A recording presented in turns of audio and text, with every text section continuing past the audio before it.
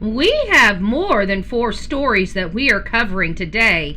I'm Bullhorn Betty, and we're covering a variety of cases and revisiting a few cases that we've lost track of right here on the Bullhorn Betty channel. But we do have 4 major cases, from found buried in Florida, 16 kids in Ohio, and of course the abduction of Savannah's mother, Nancy Guthrie, and the problems between, or what appears to be the problems between NBC and Savannah Guthrie. Are they nudging her out the door while she's going through the hardest time of her life? All of this is going to be on today's episode of the Bullhorn Betty channel. So we're going to be here for a while. So grab your beverage, grab yourself a little snack, get cozy, and let's chat. Bullhorn Betty rocks. So grab your coffee, your beverage, and get comfy. We got a lot of hours here of conversation. Coffee steaming, files on the table. We clocking early, hunt what's unstable. Bullhorn Betty on the curve, voice raised. Flip-flop queen with the homemade phrase. Notebook thick, got the screenshots flag. Names in red ink, every rumor, every tag. Late night live stream, screen glow on her face. Truth in her throat, got a lawman's pace. She don't blink when the threats roll through. Come see me, she says, if you think that's cute. Bullhorn Betty in the coffee club. We hunt bad guys till the sun comes up. From the front porch steps to the courthouse rug. We fighting for the ones that they gave up. Bullhorn Betty in the coffee club. Sip that truth from a styrofoam cup. From the quiet streets to the madhouse buzz. We ain't letting go till we get that justice.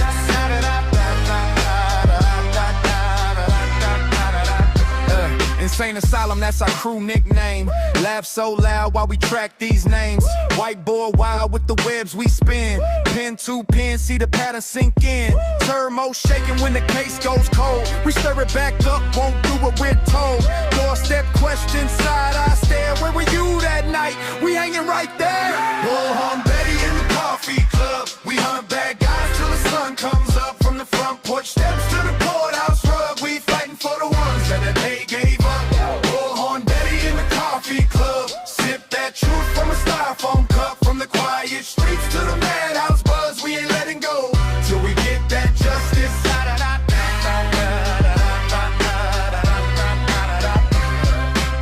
This for the faces on the milk cart labels. This for the families praying at tables. This for the names that the news won't say. We say them out loud every single day. Every day. If you're running in the dark, better feel that fear. Betty got a bullhorn right in your ear. Coffee club crazy, but we think so clear. One small town, whole world gonna hear. Hey! Bullhorn Betty in the coffee club. We hunt bad guys till the sun comes up. From the front porch steps to the courthouse rug. We fighting for the ones that the day gave up.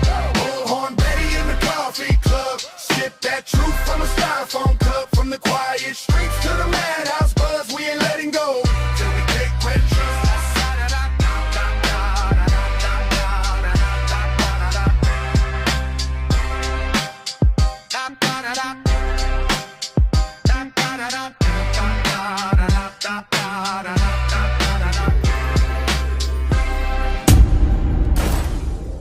Well, good morning.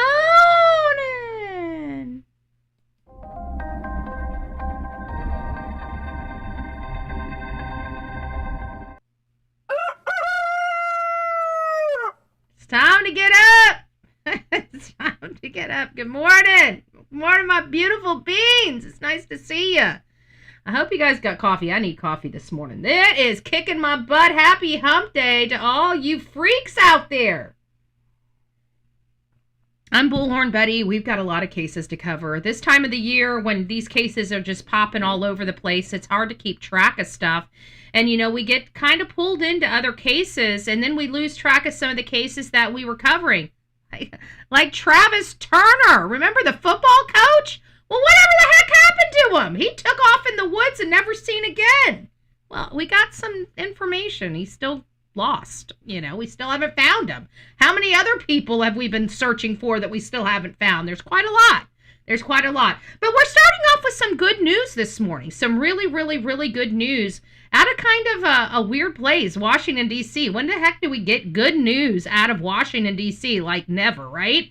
This is a little different. Many of us, every single year, we wake up, we go get off to work, we do our thing. And then we have this daylight savings time. And then we have, to set the clocks back, set the clocks forward, set the clocks back, set the clocks forward.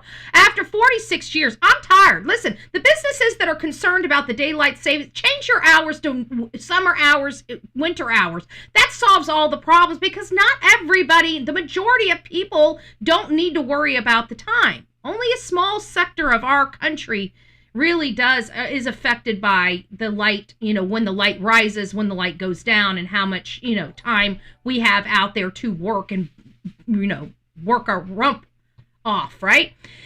So we've got news, kind of, sort of. We're hearing that, wrong one. We're hearing that we got, the House has passed a Trump-backed bill that would make daylight savings time permanent. Why it has to be daylight savings permanent instead of just normal time permanent, I don't know. I mean, if it's 2 o'clock, it's 2 o'clock, whether you try to make the clock say 3 o'clock or 1 o'clock. It's still 2 o'clock. Whatever. I mean, this is, these people are supposed to be smarter than we, the people, out here. But I guess we're the only people that actually possess this thing called common sense. I digress. I'm happy with it. I'm sick and tired of waking up and realizing the time has changed. How many people, now that we have cell phones, now that we have cell phones and every single one of our electronics is hooked to Wi-Fi, we kind of just wake up nowadays to find out the time has changed. We forget. We don't even pay attention anymore. Like our phones automatically go forward, fall back. They do that for you. You wake up, it's like, why do I feel so tired today? And then you get on with your day and it's like, oh, well, that's because the time sprung forward. You lost an hour last night. That's why you feel so stinking tired. So this is an initiative that we absolutely want to happen. We're very, very pleased that we have this going on. At least I am. So let me go out here and ask you guys all, how many of you guys are pleased that we have the end of this time clock change over and over again? I think there's only one state in this whole United States that does not believe in daylight savings time, and I think that's Arizona. And we actually are going to be talking about a case right down here in the lower half of the thumbnail, right here. We're talking about all Arizona. Well, this is Arizona. This one's kind of New York, because we're talking about the NBC. That's why they're two separate stories here. I love they passed it. But it's still not done. Like, we have the House, then it's got to go to the Senate, and then if they make any changes to it, we need to go after Tom Cotton's seat. This should have been done a long time ago. Tom Cotton held it up. Tom Cotton out of Arkansas. I know I got some beautiful people from Arkansas. Tom Cotton's done. Okay? Tom Cotton's done. Nobody's talking about it yet, but I promise you, we need to eventually primary Tom Cotton. He's got to go. He is a snake in our garden. Okay? He's a sneaky SOB too. He's a sneaky SOB. I don't like Tom Cotton. I used to like Tom Cotton. I don't like Tom Cotton anymore. I think he's a pencil neck. So if you guys are Arkansas, no more Tom Cotton. Tom Cotton out. I don't know who's in. We'll let you know. Okay, we'll fill you in. I promise you it'll be a great person, but it'll be somebody that's not so slimy.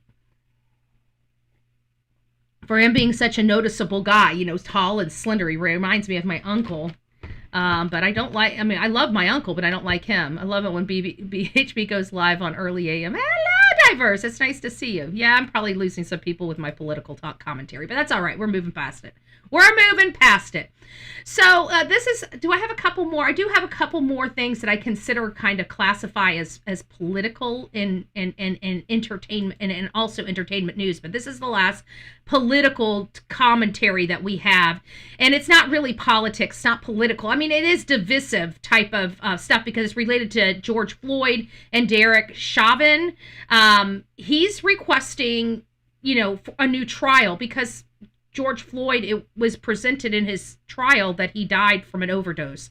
It's kind of hard to convict somebody, which they ended up convicting, of murder, homicide, when the person died from a drug overdose and you clearly didn't inject them with those drugs. So this was a trendy case, and people on the jury, they in all fairness, they were wrong. We all know they were wrong.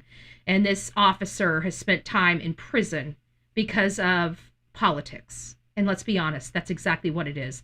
He was the poster child of this, we hate cops, and he didn't do anything wrong. He's just resting his leg, making sure that the subject stays down. And all of a sudden, the guy dies. Why? Because he swallowed a mouthful of narcotics so he wouldn't get in trouble. And then it all hit him at one time, and he had an OD, and that's the reality of the situation. I don't really care. People don't like my commentary on it. Either way, the story is Derek Chavez is requesting a new trial in the death of George Floyd, and I hope he gets it, because I truly believe this man was railroaded. And we don't do that to people in this country, okay? We just don't. No matter how we feel about something, we don't railroad. If they killed somebody, we put them in jail. If they did not, we don't throw them in jail because it's popular, because he's a cop, okay? We only throw people in jail. What if this man died while he was in jail and never committed a crime? Everybody out there has blood on their hands that wanted this man in jail. This man did nothing wrong. I watched everything, and they're like, oh, well, he put him in a chokehold. But the chokehold didn't kill him. Drugs did. So let's not get it twisted. This man deserves a new trial, a fair trial, not a freaking kangaroo court, which I believe it was. And I don't know who else believes it other than me, and that's fine. If you don't like my commentary on it, again, I just think the man deserves a new trial. I think that if anybody was in this man's position would absolutely want a new trial for themselves. And I think that anybody that prevents this man from getting a new trial, screw you and shame on you. The man deserves a new trial. Here's something from entertainment news. Entertainment news. We don't do a whole lot of entertainment news here. So Kim Scott Mathers, as many of you guys know, is Eminem's ex-wife. Okay, she's the one that has Haley. We've heard a lot of, songs about his daughter, Haley, that he was never there for because he himself, Eminem, was all messed up. We all know the stuff. He was messed up on drugs. His wife was messed up on drugs. They were messing up their whole entire, their kids, the family. They were in and out of jail. It was just a shit show there for Eminem's life. It truly was you basically gave the ghetto money and expected to take them and the money to take the ghetto out of the ghetto. Okay, it didn't happen. Eminem's ghetto. People like his ghetto music, and that's cool.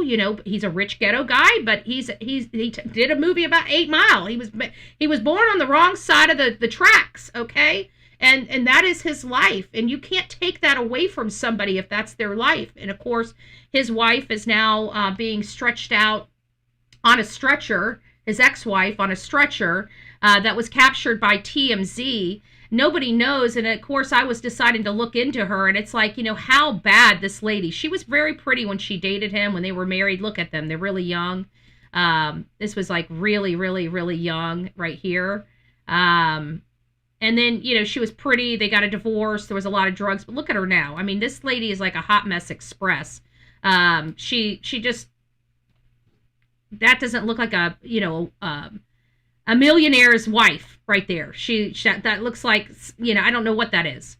But that's what she looks like now. That's what was wheeled out of the hair. The short hair, everything was wheeled out of the house. So don't know what's happening, but it doesn't look like his ex-wife is sober or she's having some major complications.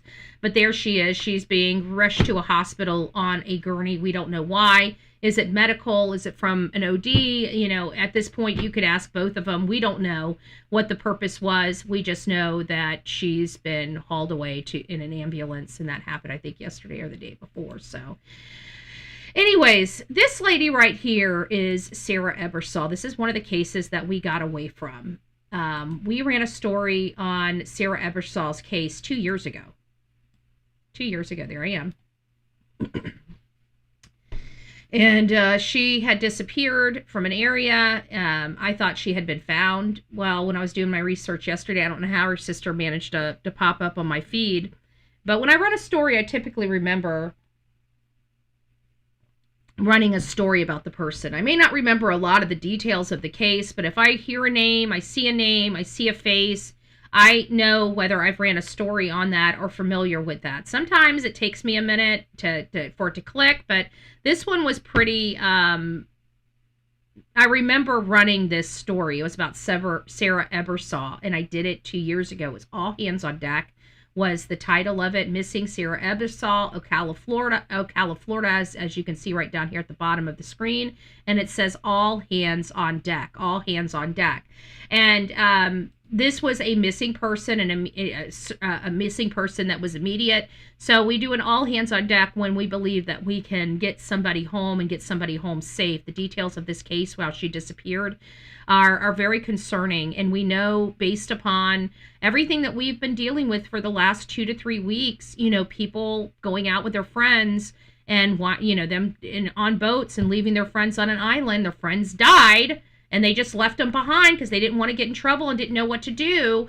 Now, this is a gal that was, tatered up and decided to run off with some friends and maybe somebody she didn't know. Well, she's never been seen again. It's been 2 years, folks. So it's time for us to circle back. I'm going to let you see the video we did on her, just a little bit of it. And then we're going to go back to her sister's case. We've got to start trying to help find these people, especially the ones that are missing. Many of you guys know I'm planning on moving. One of the areas I'm looking at moving by 2028 is Ocala. I'm planning on relocating somewhere different in the state of Florida. I'd like to be closer to the Florida-Georgia line, and I want to be closer to Tallahassee because I want to start doing some advocacy in Tallahassee. I'm not being able to do what I need to do here in Manatee County, and so it's time for me to start going up and setting policy for the state, or at least moving our politicians to start setting different policies for the state. And so now I'm going to be broadening my advocacy to the state of Florida and starting to get it out of the counties, so to speak, and start broadening that for the whole entire state. So that's kind of my goals by 2028. I will be successful. I will be out of this house and moved on somewhere closer, more closer north, whether it's an hour, 2 hours, or 3 hours north is really up to what kind of house I can buy. I have very specific must-haves and a very specific budget. So wherever I can find the house that I'm looking for with my must-haves and my budget, that's where I'm going to end up going. But it's going to be further up north. The northern part of Florida. This is Ocala, Marion County, Florida. And this young girl, her name is Sarah Ebersol. Am I saying her name right? I think I'm saying her name right. Sarah Ebersol. Let me go ahead and put this up here. I don't know why it's coming in the way it is, but it is coming in. There she is, right there. She disappeared in March. And so I was reading this, and I don't know why, we always search it. My criteria for searching is very extensive. When I start looking for new cases, it's very extensive. Florida, and just missing, and I understand a lot of these adults come back, but what about the ones that don't? Right? Are we just going to sit on our hands now here in law enforcement throughout Florida and just say, hey, she's an adult, we don't need to do our damn job? Wow. I'm just curious here. 2 years later, this girl here, it is now November. We are just now hearing about this girl that's been missing since flipping March. Hello, Marion County Sheriff's Department. Has it been long enough for you to get off your ass and go look for this girl? Now that there's probably no leads or anything to the whereabouts of this girl. They did find the two cowboys in the black pickup truck, and according to the two guys in the black pickup truck, they told law enforcement that she left between 3 and 5 a.m. You would think that they'd have a little bit better of an idea of when she left, but apparently she got into a blue sedan. Okay, we need to find out who these men are. I want to question them. Because I'm trying to find some cases, and this is on my way up to the Panhandle, so we may stop to do an Ebersol case. I don't know. I'm putting together, we may not do it this week. I may end up doing it next week because it looks like there's going to be several cases that we've got in Florida that we need to revisit, and this is one of them, and they're all going up north. So I can hit Ocala, do a day or two in Ocala, and then head over to Freeport and do a day or two in Freeport and cover 2 cases, or I can do a whole week and find another case and spend 2 days days on each case and traveling up and traveling back. We can do something like that, but it looks like we need to start paying attention to some Florida cases that have gone to the wayside. This girl has never been found. She left with 2 dudes in a truck, potentially a blue Hyundai, and I don't trust them. No make and model or year was disclosed, if I recall correctly. So I figured I'd go through this with you. This case, I feel really bad for the family because literally, and I feel even worse because literally, if it wasn't for my audience member literally sending me this, she would not be on my channel right now. I would never have heard about her. I would not know attention about her or anything else like that. And that's what's so bad is she got no attention 2 years ago. So anyways, you guys get the gist of it. We have her missing. Let me just bring her sister in here. This is her sister. She's still trying to find her sister. My name is Michelle Crystal Tullis. I am Sarah Ebersol's oldest sister. Oops. Sarah went missing March 3rd, 2023 from Reddick, Florida. The last known location was 18080 North US Highway 441, Reddick, Florida, on March 3rd, 2023. We know for a fact that Sarah was taking photos at 1:22 a.m. Do we know where Sarah was when she was doing the Google YouTube music until 2:50 a.m.? We do not. Do we know where Sarah was when her phone synced at 2:57 a.m.? We do not. Somebody logged in using her device, clearly, because I don't see a login attempt, or they logged in and deleted their attempt, and they viewed my sister's timeline on that day, and they deleted her locations and data. That is provable because Sarah's timeline logs still show what she searched up till March 1st, 2023. But law enforcement should be able to get the records directly from Google and directly from her phone service provider. So at this point in time, if they haven't done that, shame on law enforcement out there. This is in Marion County, and she's talking about Reddick. So we need to probably, I'm going to put this on my list because I think this needs some avocation. I mean, 2 years is long enough, and it doesn't seem like they're taking the case seriously. Let's just keep listening.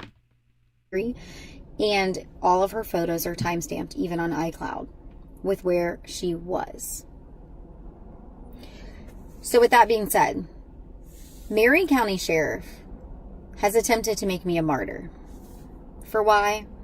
I'm not responsible for their why. I'm only responsible for my actions and how I respond to them. Tyrone Mormon is listed as the person of interest in the disappearance of Sarah Gell Ebersol.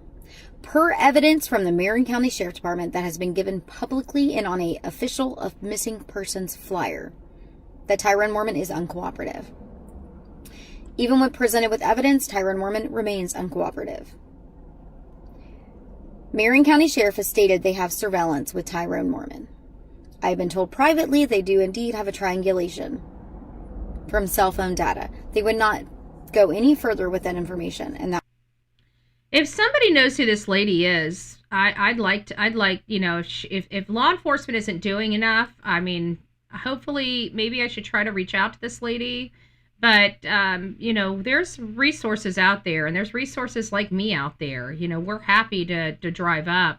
We're happy to make some noise. We're happy to get a fire lit under law enforcement and under the suspect, quite frankly. We make people climb walls. And even with our laws here in the state of Florida, nothing will ever prevent me from doing my job and advocating under the laws of the United States, U.S. Constitution, and my First Amendment of freedom of speech, freedom of press, and freedom to assemble and protest in this country. No law, no local state law. You can throw my ass in jail. I don't give a rat's ass. I will sue and I will be successful. You will not prevent me from exercising my rights to be heard in this country. So if her sister or her family is watching right now, there are resources. I am a resource. I am a very powerful advocate and resource for you to use if you need me. So just FYI. that was a while back. This lieutenant, with the little resources that Marion County Sheriff has, with the amount of deputies and officers and lieutenants and corporals and whatever, always the same problem. They don't have enough. Has decided to try to make a martyr out of me, rather than use those resources to build evidence against Tyrone Mormon and what they do have for the disappearance of Sarah Ebersole and where he traveled in Shayla Richardson's 2017 Hyundai Sonata, because they do not know. An official site would show her last location as Ocala, Florida. And I'll post that again today for everyone to see. It says Ocala, Florida, not Reddick, Florida. Marion County Sheriff states that they have surveillance in the northwest region of Marion County. Shayla Richardson was interviewed, the owner of the car, while they were attempting to serve a warrant to Tyrone Mormon. She was specifically asked who Tyrone Mormon frequents at 16th Avenue, State Road 40, and Martin Luther King. And Shayla Richardson reluctantly, through a series of saying different nicknames and names, and finally said Israel DeBose. Israel DeBose is the previous stepfather of Tyrone Mormon. Is the last location my sister was near Israel DeBose's. Was my sister and Tyrone Mormon caught on surveillance at the intersection going through that area of Martin Luther King? Because there absolutely is traffic cameras. There would be a tag reader. But I am within my First Amendment right to protest for the disappearance of my sister, whether anybody agrees with how I handle and coordinate myself. I am legally allowed to be at 223rd Street on a county highway protesting. I am legally allowed to be on private property owners standing and parking. I am legally allowed to be at 223rd and Cross Street US 441 protesting. A lieutenant has alleged that he will get a warrant for stalking and harassment. And I say alleged because he made it as a statement, insinuating if I repeated my behavior, but wouldn't, go on to that and explain himself. He'd rather shoo me with my questions. When I asked about being on 441, I was shooed with my questions. He insinuated through his threatening conversation with me when he approached me that he would if I repeated my behavior. That's almost saying if I come out and protest or if I come down the roadway and he deems that it's harassment, stalking in his eyes of the law, then he will then grab the warrant to arrest me. He still has it as an active, open investigation. Okay, well, let me just say that I will be happy to go out there. I'll flex my muscle. If any sheriff is dumb enough to touch me in the state of Florida, well, they're dumb enough to deal with the consequences of touching me in the state of Florida. This is my state, and I'm highly respected all over this state of Florida. A lot of people know who I am here. A lot of people have seen me in Tallahassee. A lot of people have seen me all over this country and all over the state. But one place I have not been active in is Marion County. I haven't personally spoke at the Board of County Commissioners. I haven't personally spoke to their law enforcement out there, but I'm sure within a few minutes of speaking to them, they'll understand they really don't want to. I'm going to do whatever the hell I choose to do out there under the law, and they can challenge it if they so choose, but if they're wrong, they're going to be paying for a lot of expenses. So we let them know that. I hope that they honor and respect my rights there as a First Amendment conservative activist, and I will not be pushed around by any law enforcement. I can tell you that. So it's not that I'm a badass or anything like that. It's just that this is my job. This is my wheelhouse, and I do push back. And when I go out there in an effort to push back. And if law enforcement isn't acting right, then we're going to have a pretty big problem. Not just a pretty big problem there, and it sounds like they're already a small county, but I start ripping funds away from them. I start doing a lot of things behind the scenes that's going to make them hurt long after their stuff is over. So, and long after our this whole, stuff is literally over. We can do a lot of stuff. They don't want to mess with me because I go after federal funds. I don't sit there and dick around with their county. I go after the big cheese, the big money. And we're going to continue to do that. And it's been successful so far in reining a lot of these counties in. So I do believe that I have what it takes to go out there and raise some awareness and do it lawfully and legally. But one thing we will not do is deal with law enforcement violating my rights. You don't want to violate Bullhorn Betty's rights. Please don't. That's just an ask of a diplomatic way of please don't step in my bullshit, because I will push back. I clap back very loud, and we bring a lot of people in.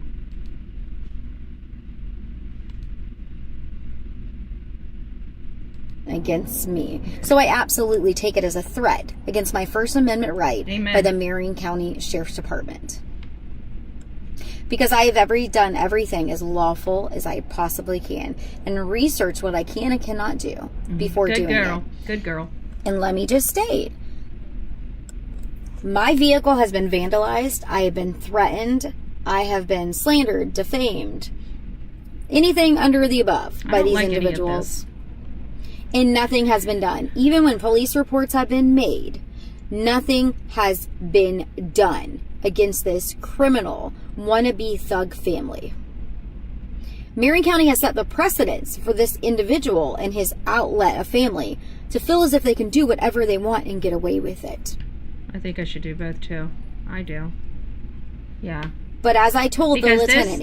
This right here is pissing me off. Okay? How dare you threaten the frickin' family of a missing person that you know most likely is dead and murdered? You do not... I swear to God, law enforcement, listen, I am a back the blue person, but you will respect who puts money in your damn pocket, and it's we the people. That's who our law enforcement works for. So when I hear law enforcement doing this bullshit, you have no idea what is about to rain down on your department. Literally none. Because I demand respect from our law enforcement, especially when we have somebody that's fighting for their family member that's missing, and how dare you even so much as threaten throwing somebody in jail. You do not want the likes of Bullhorn Betty. You don't. Because I push back and I dare you to put handcuffs on me, because you know what's coming next? A federal lawsuit. That's what's going to be right behind those handcuffs, is a federal lawsuit for violating my civil rights. I don't like this case. I don't like how this case is going. And one thing you do not do as a law enforcement officer, while any case that I have, is threaten a family member unless they are responsible. You do not threaten a family member that's fighting for answers in their missing person. Most likely, I mean, it's been 2 years. How many believe that Sarah's still alive? Let's poll the audience. How many of you guys truly believe Sarah's alive? I pretty much think maybe 1 or 2 of you, maybe, but the majority of you probably think she's dead. I think the poor girl's dead. So now we've got a deceased young lady and her family wanting answers, while we have a hunky bunk Marion County law enforcement body that barely has enough agents, and you are going to threaten her. I hope somebody clips my commentary, because Marion County, knock knock. Knock knock. I'll be calling you later this afternoon to let you know when I will be arriving in your community. And I'm going to tell you like this, please, don't step in my shit. Because we fight in the courtroom. I'll let you guys arrest me. I'll do it with my head held high, but I will unleash the worst kind of whatever needs to be unleashed. This right here pisses me off. This right here pisses me off. Oh no, we're going. There's no, we're going. That right there pisses me off. So I'll be calling Marion County today to find out what we need to do to keep ourselves safe, and let them know exactly why I'm coming there and exactly how upset I am to hear. And I'll give them an opportunity to let me know, if this lady is, exaggerating it or not. I'm not going in there with the idea that Marion County is doing this. But if I find out there's literally somebody told her they were going to warrant her for being on the side of the road, you've got you can go ahead and play with those handcuffs if you want to. But let me just be very, very clear to Marion County. You guys have laws to follow yourself. And as you're seeing in Pima County, and maybe I need to educate you and school you, or maybe I need to move you to the lawsuit that we've got going on in Tennessee. Whatever we need to do to make Marion County understand that I'm not here to play with them, and I'm not here to have a pissing contest with them. But what I am going to do is make sure that there's established respectful communication with this family. I don't ever want to hear them threatening another family member fighting for answers in their sister's life, in their family member's life. I don't ever want to hear that. That's one way to get a very angry Betty. We went out to South Carolina to find answers in Elena Moore's case. Elena Moore, a 38 or 39-year-old, I can't even read. 39-year-old, my glasses, maybe I should put my glasses on. 39-year-old woman. She was married to Brandon Slice. He did an obituary. It was very, very, there wasn't a whole lot in there. You can tell there was a lot of tension between her and her husband. There's a lot of frustration, I'm sure, because she's deceased. I tried to find out, is there any way in the world that we can possibly, determine what happened to this lady? She was in a weird spot. Just a weird spot. There's no lie about it. It was kind of off this embankment, off this major intersection. She was down, in, like, there was a drop, like a, I don't know, 8-10 foot drop from where I was at the top down. So it's not like I believe she fell over. I believe she went down there. There's a way around the other way. It looks like there's a path that you can go in and walk into the forest area. You could see the path back there. Betty, BHB, I meant to say whenever we need to do whatever we have to do legally. I meant to say whatever we have to do legally. Okay, yeah. Well, everything I do is lawful and legal. I mean, especially in the state of Florida. I know the laws like the backside of my hands. And actually, quite frankly, I've been wanting to challenge that, protest law that DeSantis put into office because we were showing up on Republicans' front doors. And it's funny how it's fine when it's just the Democrats, but when we start having problems with our own party and start showing up, it's funny how our governor, this is one of the reasons why my governor will never get my vote again. And actually, as a matter of fact, I'll never vote for DeSantis for even dog catcher. DeSantis is done in my book.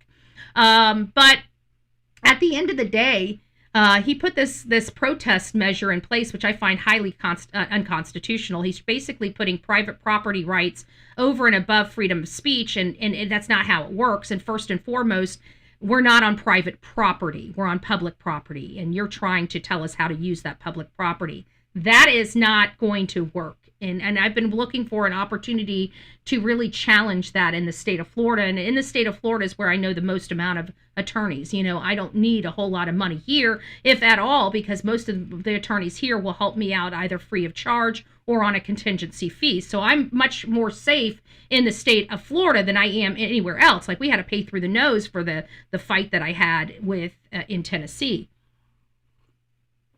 But we also had a piece of shit attorney at the beginning, Terry Frizzell, which it should have lost his freaking license.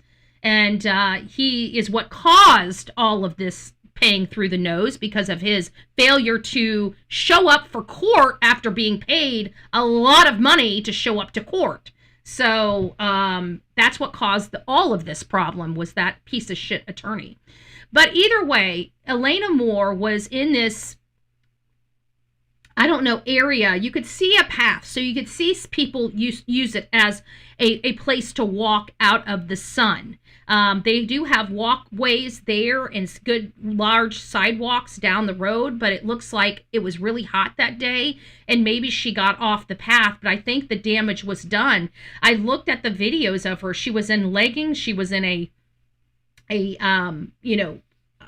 zip up long sleeve workout gear, and it was hot as hell, and I didn't see her have any water in her hand, and she had been walking around for something like 5 hours, dazed and confused. I think and everybody is saying how horrible, Brandon Slice is, her husband, and I've heard some of those stories, and I know that the relationship was really crappy, but anything short of him drugging her or something like that to make her disoriented, anything short of that, he's not responsible for her death. She either died from heat exhaustion, she had a heart problem and maybe had a heart attack, or she had an OD of some sort. Those are the only three things that I can think of that could happen. It hasn't come back yet, Yvonne. No. And I looked for it and they still haven't. We still have the report from 3 weeks ago where they just basically say, look, we don't know what killed her. She didn't have any, fire, like gunshot wounds. She didn't have any stab wounds, no signs of strangulation, no signs of defense. Like, she wasn't in a physical altercation with her. There was no blunt force trauma. And there was no injuries on her body. No injuries on her body. So that, even people that are trying to imply that her husband's beating the shit out of her, well, she should have some injuries in various stages of healings, and definitely some bruises, even if it happened a week ago. But from what we're hearing from the coroner on that preliminary, now granted, they're still doing they're doing a full autopsy, why it's taking so long. I think it has to do with toxicology and stuff like that. Oh, thank you. Michelle gifted a Bullhorn Betty membership, and it's not telling me who received the Bullhorn Betty membership just yet. So whoever received that Bullhorn Betty membership, welcome to this crazy family we call the Coffee Club, i.e. the Insane Asylum. Grab your straitjacket in your padded room and welcome aboard. Welcome aboard. Thank you for that. Thank you. So we still have no information, even though we went out to this case where Elena Moore, we wanted to follow her steps. I will tell you, there's a lot of things that don't sit right with me, even with her car. Like, how did she get her car? We heard she left a facility. She was at some type of psychological facility. She was having a mental health break. From what I'm understanding, that she checked herself into the mental health facility, and she checked herself out of the mental health facility, and they got her a ride home. So I don't even think her husband knew she was out of this facility, even if he even knew she went into the facility. I'm uncertain. So we've got this guy going into, or this girl going into a facility in a cab taking her home, but she says, like, no, don't take me home, drop me off at the CVS. Now, is it because they gave her prescriptions and she wanted to go fill the prescriptions before she went home? That might very well be, but who did she call when she got to the CVS? Did she fill up any prescriptions? And what type of prescriptions did she fill up? Would they deplete water from her body? Because we still can't figure out what she did from the time she got to CVS to the time that she wound up at the Planet Fitness at 6-something at night. Did she go home? She obviously got her car. Where was her car kept? Was it kept at home, or was it over at her friend's house? We've got so many questions that are never answered here, because the way the story writes is she should never have had her car because she was just at the CVS a mile away from Planet Fitness. So how did she get her car if the Uber or the cab drive dropped her off at the CVS? So again, lots of problems. Her house was like another 20 or 30 minutes away from that CVS where she lived with her husband. So again, how did she get there to get her car? Who came and got her? Did she get there, or did she walk all the way home to get her car? And that's what took her so damn long to get back to the Planet Fitness to work out at 6-something at night. Took her like 2 or 3 hours to get home and pick up her car. Maybe that's exactly what she did. But again, if she did that, now we're still talking about her walking in the summertime in South Carolina in long sleeves and long pants. Where's her water intake? Where's her fluid intake? So I've got a lot of questions. We still have no answers on her. I know people are wondering what is going on with her case. I don't know. So they're continuing to work on the case. Newly obtained police reports offer clear picture of what authorities knew during the early hours of the search for the missing woman. She was walking all over the place, and she was walking all over the place alone. There was no indication that somebody was following her or anything like that. Now, guys, I know we've got a lot to cover. We're going to be here for a significant amount of time this morning because we have so much to cover. We're not even into the meat and potatoes of our show yet. We have 4 major breaking cases.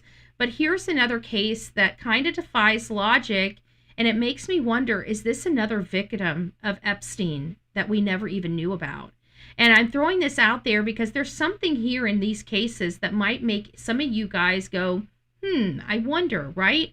This girl disappeared a long time ago, spanning decades. She's been missing, this girl right here. The crazy news is that her name came up in the Epstein files when they were released. And now many people are wondering, is she a victim? Is she one of the people that lost their life on Epstein Island, or by Epstein or some of his cohorts. So this gal's name, I don't know what her name is. I can't see it.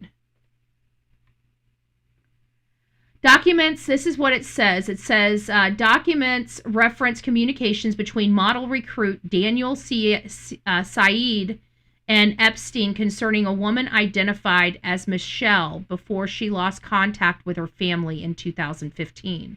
Reports from German media outlets. Now, this is very interesting because if you guys remember Bill Gates, he was with German women. No, I think it was Russian women. Was it Russian women or German women? I can't remember. But somebody, again, so I can't remember if it was Russian or German women, but at the end of the way, German media outlet Per Spiegel and CDF states that Michelle had been pursuing modeling, working overseas, and spent time in Dubai in the years leading up to her disappearance. Although the records have generated renewed interest in the case, investigators have not uncovered evidence showing Michelle ever met with Epstein or had direct involvement with his network. Just Daniel Saeed and Epstein had been in communication with a specific model named Michelle. She happens to be Michelle. They can't make the leap that she's ever met with them, but it is kind of funny that she has disappeared. They are digging for bodies on the island. That's awful. That's awful. She's beautiful. The new information has nevertheless provided Michelle's family with rare lead in the case that has remained unsolved for more than a decade. As authorities continue to reviewing the records and examining possible connections, hopes are growing that long unanswered questions will finally receive attention. Could these newly surfaced documents help investigators uncover what happened to Michelle all of these years? Guys, it's possible she was a victim. Not just an SA victim, a victim of homicide, maybe of a brutal attack, a sexual fantasy where she lost her life. That's what he sold those people, is those fantasies. And they were able to carry them out, and it's sick. Travis Turner. We covered Travis Turner a little bit on this show. Oh my gosh, have you heard about this case of this undefeated coach from Union High School in Virginia missing? Well, we come to find out he's not just missing, he's on the run.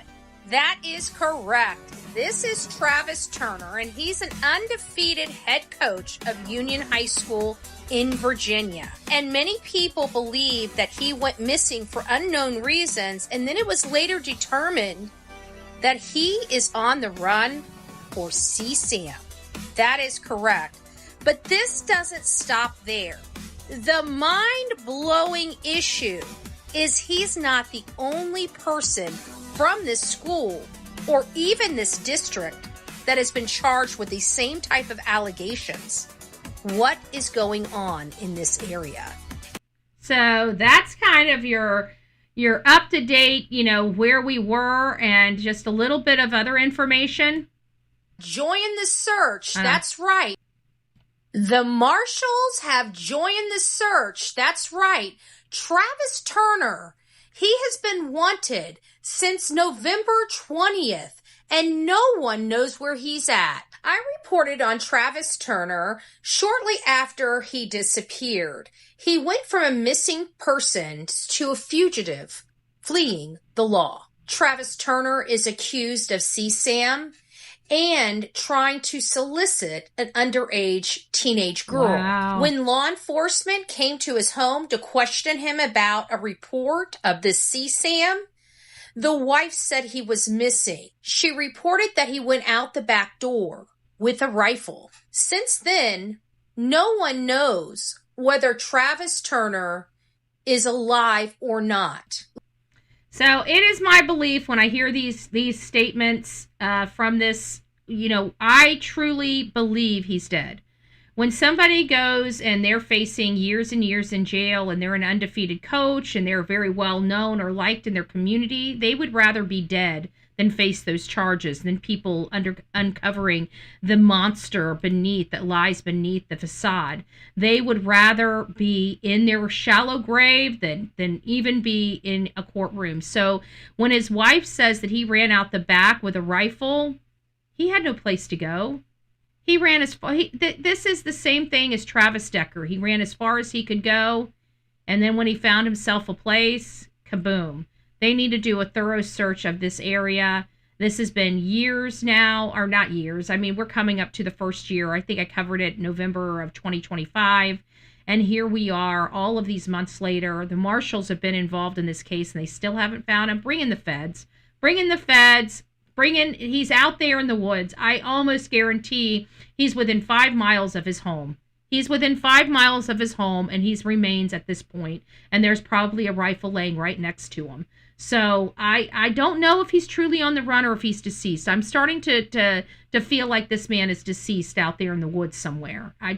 There's just a gut feeling. It just seems like he would, I mean, he's got a daughter. What are we really going to find? You know, what are we going to really find in this man's past? I'm very concerned about that. I'm very, very, very, very concerned. So if you guys have seen this coach, if you guys know who Travis Turner is, again, this is in Virginia, Union something, Virginia. He's been missing for since November of last year, still has not been found, still has not been held accountable for the CSAM or trying to reach out to a underage girl for a connection.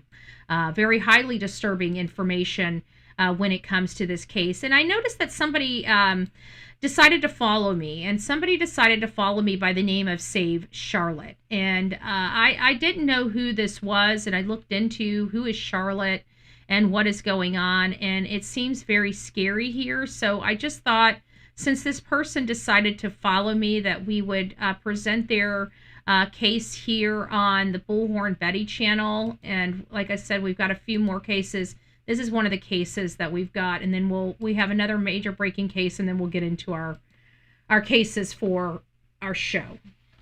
If you guys were not prepared for a 3 or 4 hour show, now's your time to prepare. If you need to get up and use the restroom, get up and use the restroom. But I wanted to present this to you guys. I don't know how to help. I guess at this point, the only way we can help is to bring this story up and hope that somebody out there in the ether might be able to help or assist in any way. Aaron writes, U.S. Attorney for Southern District of Texas, congratulations on your swearing in and your commitment to combating violent crime, public corruption, and protecting the public. My young daughter, Charlotte, 7, has documented evidence of repeated physical abuse, dozens of injuries in healing stages, bite marks, strangulation indicators, outcries of physical abuse, forensic scene exams and therapists, and ongoing medical dental neglect. Despite this, she remains in alleged abuser's home under disputed court order after CPS and local authorities' failures. There have been numerous 5-6-figure monetary damages in exchange for access to my daughter made by both the abuser and county: $300,000, $150,000, $86,000, $50,000, $36,000, $20,000, etc. The family also regularly travels out of state, creating a strong federal nexus. This demand federal scrutiny. 18 U.S.C. Section 242, deprivation of rights under color of the law. If officials willingly ignore evidence and fail to protect her or use their position for personal gain, depriving Charlotte of her constitutional rights to safety and due process, this is a serious federal crime. Penalties escalating with bodily injury can reach life if aggravated abuse is involved. Extortion, bribery, public corruption tied to demands for money to access a child. Interstate travel strengthens jurisdiction for violent crime against children, endangerment, and related exploitation concerns. I'm a little concerned about this. The state crimes, numerous injury, child endangerment are also evident, but federal angles, especially official involvement and cross-state activity, falls squarely in your office's wheelhouse. Mr. Aaron writes, I urge your office to review this immediately. So nobody is taking this seriously. And you can see marks all over this child's face. That is a bite mark on her cheek. You can clearly see a bite mark. You can clearly see claw marks on her. I mean, these are healing bruises. What does she have a bruise across her face like that? Look at this. Look at this. Wow. How do you bruise an ear? How do you bruise an ear?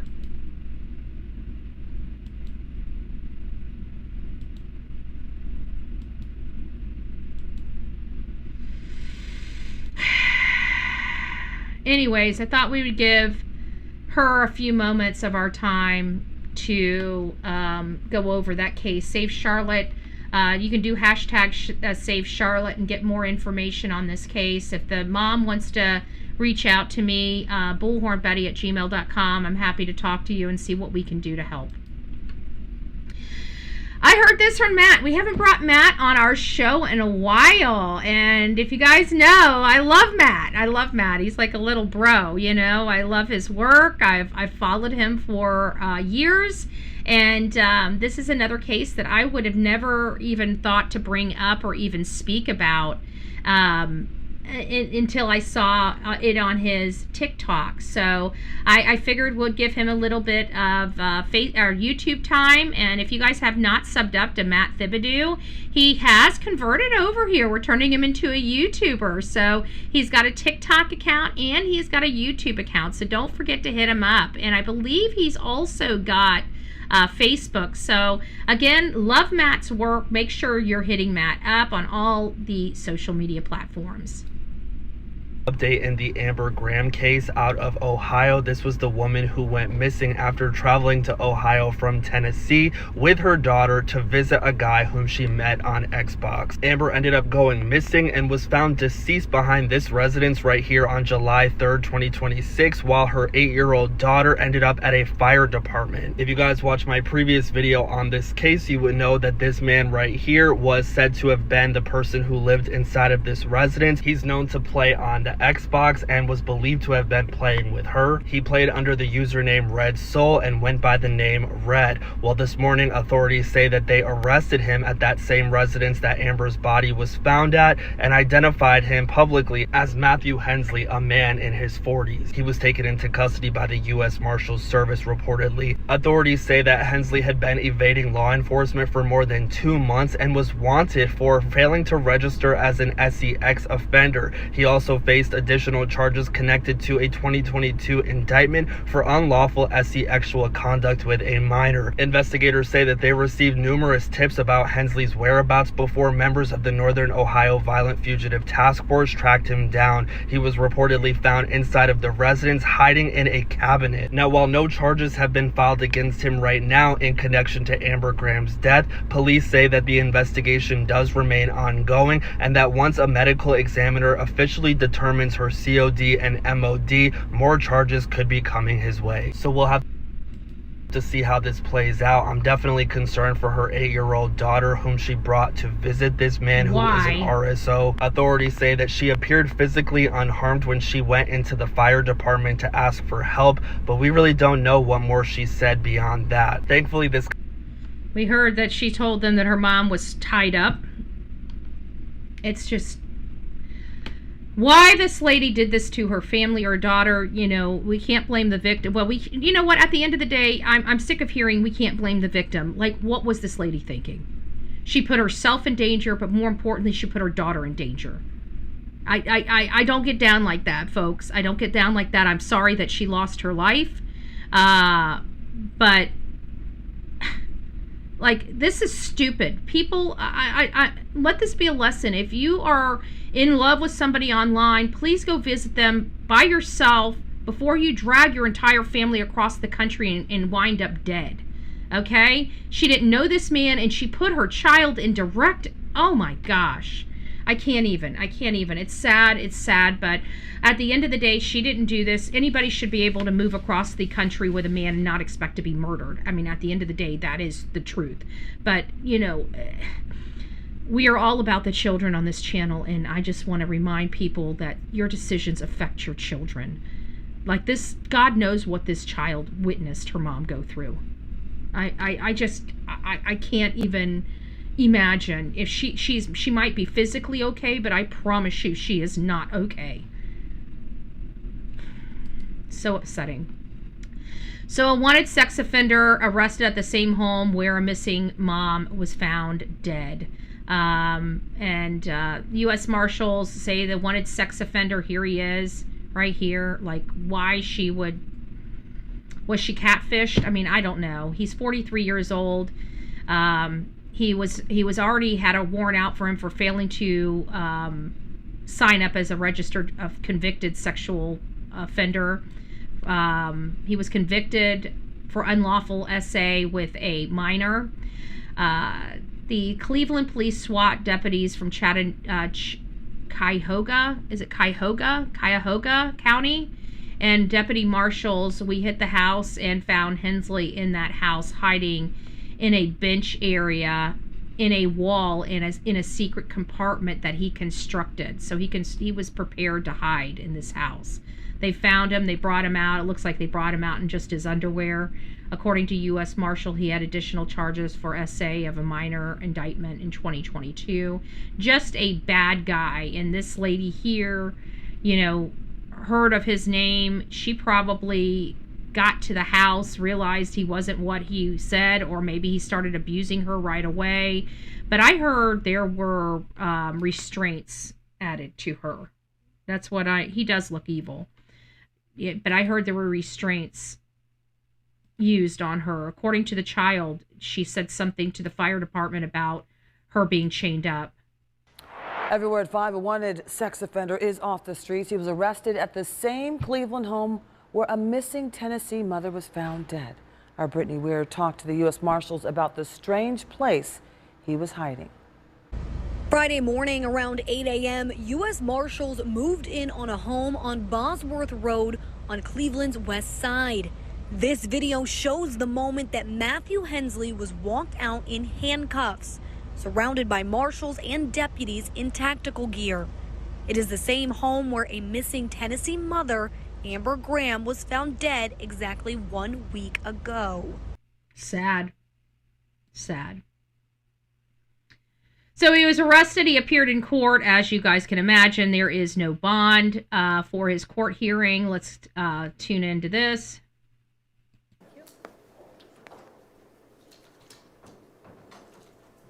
I don't have a space up. Receipt of the indictment, we would waive 24-hour notice, reading of the indictment, enter a plea of not guilty, request that counsel be assigned and that a reasonable bond be set. Thank you. Would the state of Ohio like to be heard? Yes, thank you, Your Honor. In considering bond today, the defendant is a significant flight risk. I think one more than this court has seen previously. He's been on the run on these 3 warrants for the past 3 years. But stemming all the way back, looking at his criminal history to 2002, he commits his first sex offense, goes to prison, is released. When he is released from prison, picks up a forcible rape, goes to prison again, and then immediately upon his release, fails to register and goes capious from the Adult Parole Authority. He's on the run for about a year then. And then in 2011, he fails to register. The address that he registers at was vacant. He goes to prison on that for 18 months. He fails to register again. He's put on probation and goes capious from probation multiple times. And then more recently... Send that to me, Claudia, Bullhorn Betty. 3 cases, My Gmail. back in 2022. There's been a warrant out for his arrest since then. It is the state's under... I guess my question at this point would be, this man has had nothing but sexual assaults and rapes since 2002. 2002, folks. Why is he allowed out? I mean, isn't there, this is his 3rd strike, now a woman's dead. Why does it always take somebody losing their life before we realize these people, there's certain people that have certain appetites that never will ever. There's not a therapy, there's not a drug in the world that's going to stop them from doing this. They obsess about it. Okay? They obsess about it. He is a man that thrives on having power and control. That's what this man thrives on. He has to have power and control. That's the ingredients for a man like this. Power and control. It's not money. It's power and it's control. Understanding that he has been certainly purposefully evading law enforcement when he... I'm just still shocked with all this sexual assault and rape allegations and convictions. He's convicted of this stuff. How the hell this man was able to be out to even prey on a woman is beyond me.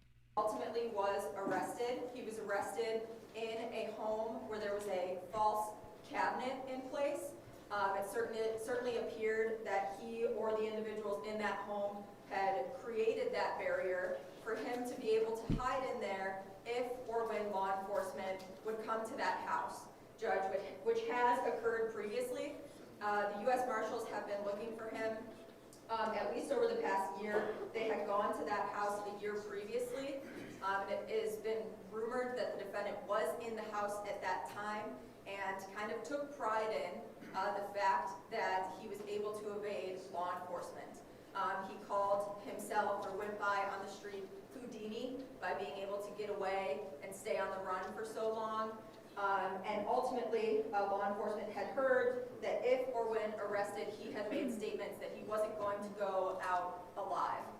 So certainly, if released, the defendant is a significant flight risk. Wow, he's done. He's going to be behind bars until she's met her burden. She's met her burden. So we're not going to go through these videos with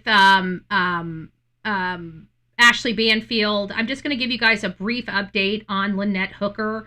Lynette Hooker being the 55-year-old mom from Ohio that sold everything in 2023 to embark on a bucket list item of traveling the world with her husband on their yacht. And they embarked on that journey. Well, unfortunately, their relationship, even though they've been married for a quarter of a century, was not really the strongest. There was a lot of violence, a lot of abuse, and a lot of alcohol and other substances potentially involved in their marriage and in their relationship. And we learned that Miss Lynette may have gone over the side of a dinghy in rough waters. And then when we looked at the investigation and looked at the evidence and the totality of the evidence that we could get and see for ourselves, that story fell apart very, very quickly. And now we're learning that they indeed made it back to their sailboat, the Soulmate. And now we know for a fact that law enforcement has evidence to prove that she died before 8 p.m. on her boat, on her yacht. And it is presumed that her husband most likely killed. There would be nobody else. It was just her and her husband in those close quarters. They gal-paled with each other all day. They were the only ones together. Even in the photos that we see, you don't see them talking, neither one of them talking to anybody else except Brian going up and speaking to the bartender to get some cocktails. And that is it. So there's no other people to blame. So if she was murdered, he's the one that did it. But because they know specifically that she died before 8 p.m., that tells me that they have most likely video. And I think that they might have video of him potentially killing her or dragging the dead body. We had Stephanie Shinnefield here in Bradenton. She disappeared. She was a bartender at a bar that I frequented many years ago. Papa Joe's bar right off of Whitfield Avenue. She was a bartender at Off and On, or, you know, part-time bartender, whatever. And she went missing while her roommate was also on drugs, significant drugs. They were all on drugs. There was like 3 or 4 people that rented a house together. They split the rent because they were all on drugs, right? And that's all they could afford together. But it was a decent house nonetheless. You know, it was an okay house. They lived behind, like right behind them was railroad tracks. So we searched all of the railroad tracks. What we didn't know is that she took an Uber over to her dealer's house, and she had heart problems, and she had been complaining about heart problems, and I think she did substances and it stopped her heart. Well, this dealer ended up raping her while she was dead, and then basically grabbing her by her foot and dragging her out of the house, and throwing her into a ditch like down the road. And he went off and celebrated his wife or his girlfriend's birthday later that day. It was the most disgusting thing. But he thought his cameras around his house were broken, but they weren't showing on his screen, but they weren't broken. And they literally caught him dragging her body out of the house. They've got him dead to rights. They could show him literally dragging her lifeless body out of his house. And so he was dead to rights. He was convicted of her murder. I think he's doing life in prison right now. He didn't get the death penalty, I don't believe, because he didn't kill her. She OD'd. But he definitely didn't try to render aid, and he was the one that supplied her with the drugs. So he had the second-degree murder charge. He's done for life. But long story short, it was because of the video. He didn't realize he was being recorded, or it recorded the entire thing, but it did. And so that's how he got caught, because when law enforcement executed the search warrant, they took all the cameras with them, and I bet you they found some of these images behind the residual data that we were learning about in Nancy Guthrie's case. So I think that's how they know that Lynette was murdered by Brian before 8 p.m. I believe it was captured on the camera, or him dragging the dead body was captured on camera. But they know, they've told, Lynette's family that she was dead aboard Soulmate. That's hard to hear, but at least it's a little bit of closure. It's not closure because they still don't have their family member that they want to lay to rest. She deserves to be laid to rest. She deserves a beautiful celebration of life and a beautiful memorial. She deserves to be where her family can go and visit her. And right now they can't. Melanie, I want to thank you. I kind of lost track here, so I want to make sure I put all these up there for all the people that participated. We do have a question, and the question is, should we be doing more advocacy for stronger laws or more true crime coverage? Let me know what your opinion is while supporting our channel. And some people have. Melanie says that I think we should do both, advocate for stronger law and true crime, and commentate. In my opinion, I hope everyone has a good day. Much love to you, BHB, and everyone. Thank you. And OG Jitter says, good morning, BHB. Amazing BHB. Good morning, beautiful beans. You're always such a delight. I think we should do both as well. Sonia says, we have OG Jitter that says they need BHB. Let's do it. I do want to go out there. BHB, I meant to say whatever we have to do legally. Amen. And then, of course, the Bullhorn Betty membership, guys. Thank you so very much for all the love and the support here on the Bullhorn Betty channel. We do appreciate you. We do appreciate you. I pray he cracks. We can find her. I do. I think they need to put the handcuffs on him. I think once they put the handcuffs on him and they're able to put him in jail, and then he knows he's not getting bonded out, I hope at that point he would at least be willing to make a deal. Now, lastly, we do have, and I'm going to save these. Actually, let me go ahead and mark these, because these I need to save. For, I thought I had cases. Do we not have cases? Shit. Choose another folder. Hold on here. Did I not? I thought I put this one in no, I put Oakley's in hers, so I need a new folder. Hold on here. Oh, we need a Jason Colt. Okay. So I did find Jason Coulthart. This is Don Michelle. This is his ex-wife. What good is stronger laws if they aren't in? Great point, Momo. Great point. I mean, we're dealing with the Ebersol case right now, and the sister is saying that law enforcement is being nasty to her and basically threatening to throw her in jail instead of the people that most likely killed her sister. Like, law enforcement, I don't care about your frustration. But what I do care about is how you treat victims of crimes. They have victims' rights. And if I've got to force feed it down your throat, by God, I will. And I'll do it lawfully and legally, and I will drive you absolutely nuts and dangle the carrot in front of your face and know that you guys can't arrest me unless you're violating my rights and laws. That pisses law enforcement off more than anything. And there's nothing they can do about it until they decided to violate my rights. And when they violate my rights, then comes the lawsuits. Then comes the smear campaigns. Then comes losing the jobs and losing the federal funds. Bigfoot, I'm praying we do have video of him doing his dirt. I do too. I do too. You're great at all of it, Betty. I will follow whatever you do.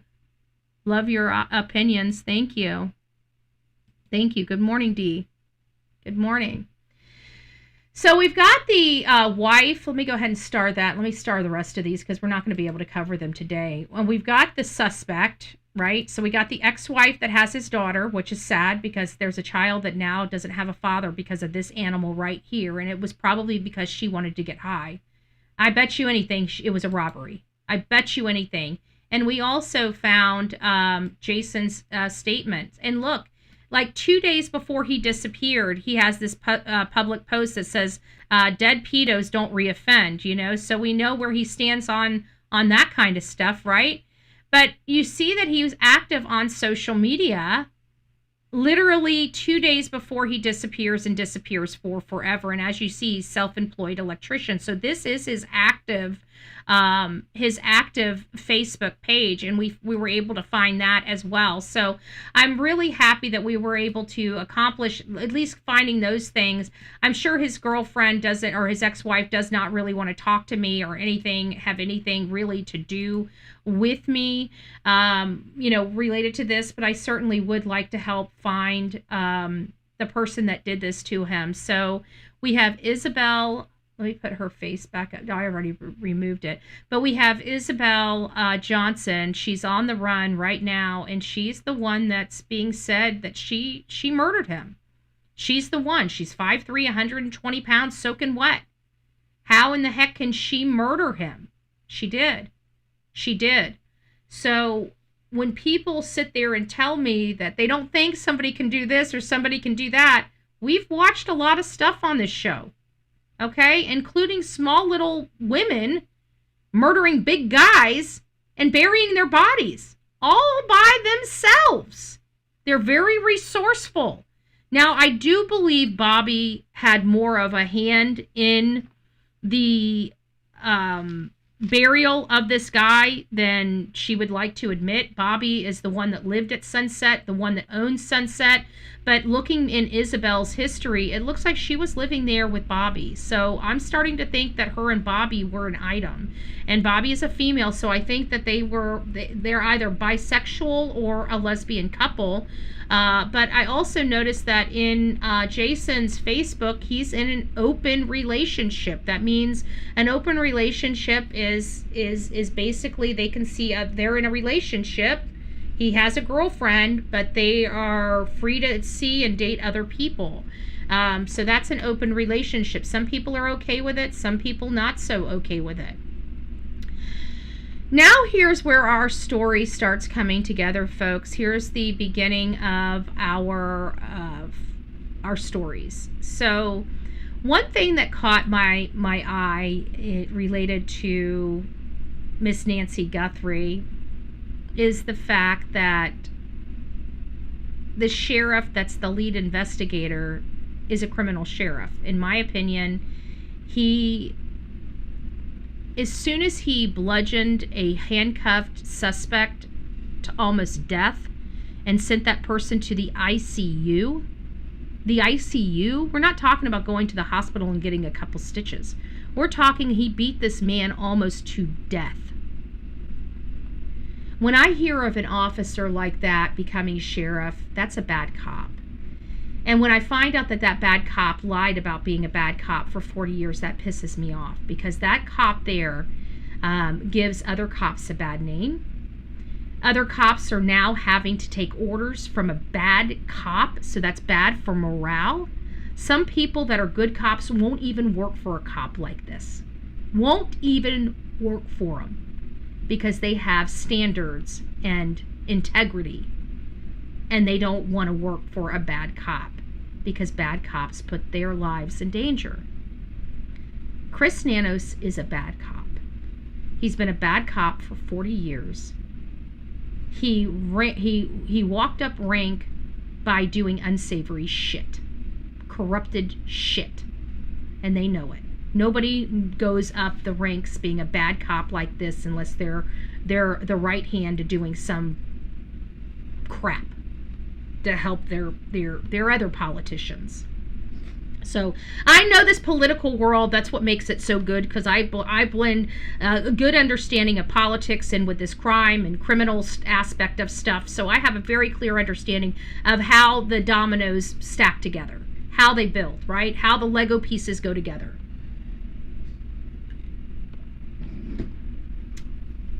But it's violence. It's violence. It seems like violence is the answer in Arizona. Violence is the answer in Arizona, and not just that. And this is really going to piss some people off, and they're going to be like, "Oh God, Betty, this is political." Yeah, it is political. You're damn right it's political. A lot of our problems come because of piss poor leadership from our politics. Okay? Now we have the vice chair of the Arizona Democrat Party, which is transgender, arrested for allegedly breaking into a home and threatening somebody with a knife. Now my question is to Arizona, in order to be a politician in Arizona, do you have to be a violent SOB? I mean, I'm just asking for a few people, because this is what all the rest of the world is looking at. We're looking at all of these major issues going on in the state of Arizona. These major violent issues going on in the state of Arizona. You got your vice chair chasing somebody around with a knife. You've got your freaking sheriff, your Pima County sheriff, beating the shit out of somebody, sending them to the ICU with a flashlight when they're handcuffed. Like, is it a requirement out in Arizona to be a violent freak in order to get a political job there? I'll wait.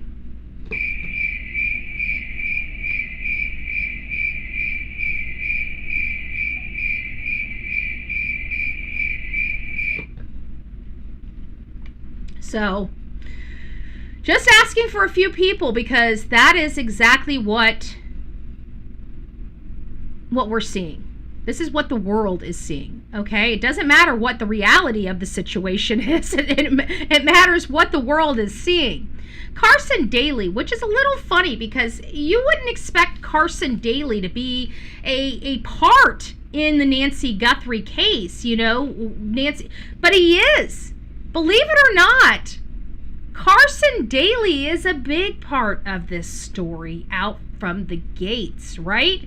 Because where was Savannah, which is a little, I question it. Her husband leaves to go on a tennis boys weekend, and she packs the kids up and goes over to Carson's.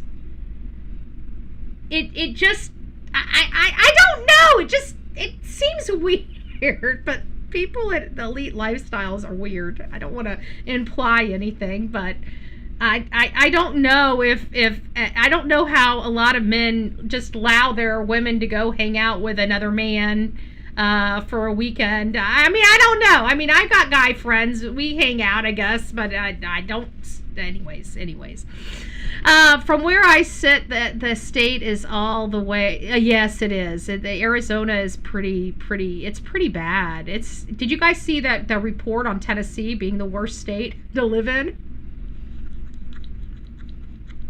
And of course, those news stations that love to lie to their people and not report the news. I bet you, like that Channel 5 and Channel 4 and Channel 2 out there, they're probably choking because I've been in their community with my bullhorn screaming how horrible the state of Tennessee is.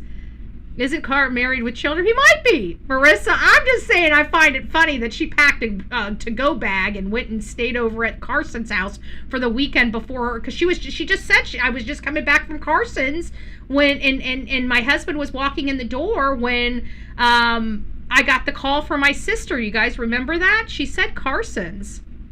I was at Carson's for the weekend. You know, maybe she's friends with Carson's wife. I don't know. She didn't say Carson's wife's name. She said Carson's name. I love my state. You must hate me, Sonia. Sonia's like, I love Tennessee. And Betty always is talking so negatively about it. We got to advocate. We got to push. We got to keep them doing better. Yeah, they're too far behind. They're too far behind. And you know what? I'm sure you do love the state. The state is beautiful. It's the politicians I don't like. It's the politicians that say, "Hey, you can are a 5-year-old and not get DP, but you can't a 4-year-old." I mean, they're still kids. Why isn't that raised to 12? You monkey with a 12-year-old or younger, you can get DP. Why does it have to be 4 years old? You can do a 4-year-old, but not a 5-year-old. Come on. It's disgusting. Sick. But anyways, Carson Daly, I'm not going to play the... Oops, I accidentally... Let me force quit that. Oops, hold on a second. I didn't mean to hit that. Let me force quit. Okay, there's our force quit. Carson Daly praises Savannah's amazing spirit amid mom Nancy's kidnapping. If you guys remember, she just was out to Los Angeles right before NBC broke that, leaked that her mom was dead. And the ransom people said that he was whatever. But at the end of the day, she just went out to Los Angeles and met him on the set of The Voice, I think. Isn't that where she saw Carson? It was The Voice. Long story short, I just found it awfully funny that we have her going to his house and coming home when Annie is calling her to tell her mom's missing, and we just recently had her going over to Los Angeles to meet him when right as the news is breaking that her mom is deceased, when NBC leaked the details of the ransom note. So I just, I'm sure he's amazed by her spirit and stuff like that. I'm not going to really go into all of this stuff. I think we're right here. Let's see what he has to say. This season. It's fun. We've been doing the show forever, and we just keep getting artists that want to be on the show. Okay, so it's talking about The Voice. All right, so KOLD 13 did an interview with Nanos, which he kept talks about the same old BS. I wanted to know is while they are having their little meetings talking about DNA and fake ransom notes and arresting streamers on false charges, you would think that they maybe could actually get out there and look for Nancy. If they don't want to break a sweat, then let people like the Cajun Navy and others who have volunteered to go out there and do it. I know they want the bad guy, but let's find Nancy now. I agree with Laura. Absolutely, hands down, agree with Laura. At this point, what difference does it make? The United Cajun Navy wants to go out there and help. Why don't they? I mean, they're going out in the desert. If the Chris and his team, if the criminal sheriff and his crackpot team don't want to go out there, why do they give a rat's patootie if somebody else goes out there? Why don't they just give them the go-ahead and at least look like they're doing anything possible to turn over every single rock imaginable? They've had 6 months. They've gotten nowhere. I think what they're scared of is somebody might do the job a little better than them. I think that's the reason why they've kept the FBI at bay. I think that's the answer to a lot of the reasons why we're not having any movement in the case of Nancy Guthrie. It's frustrating. So let's get to this. 84 years of age, 5. Let's get to the dispatch. We can't get the 911 call, but maybe we can have the dispatch call of when the mom. Oh, I'm starting to. There we go. When the mom was called in as missing. Let's listen.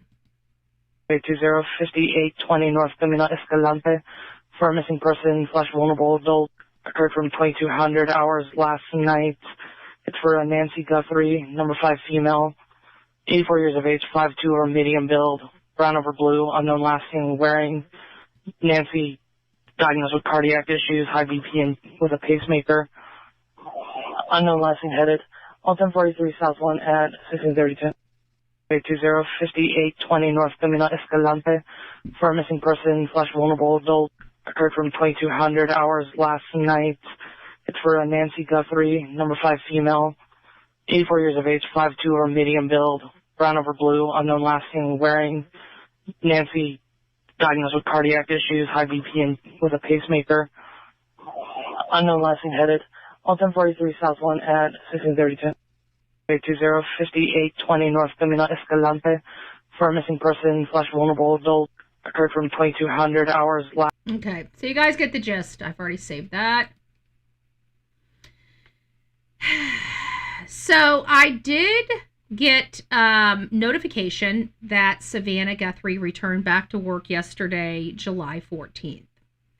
She had been gone on a sabbatical for 4 days.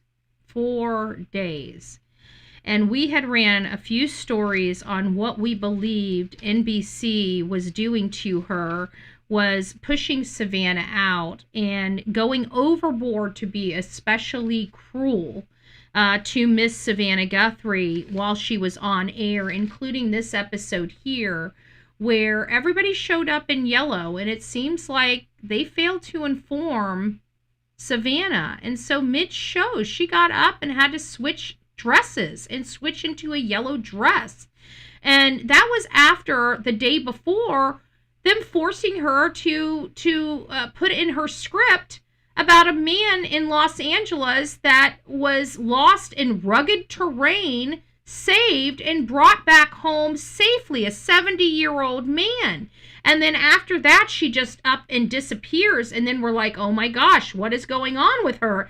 And then we start seeing all of these TikToks coming out with Miss Savannah Guthrie. She's got a little bit shorter hair, and she's talking about her book sales and her new live on Instagram.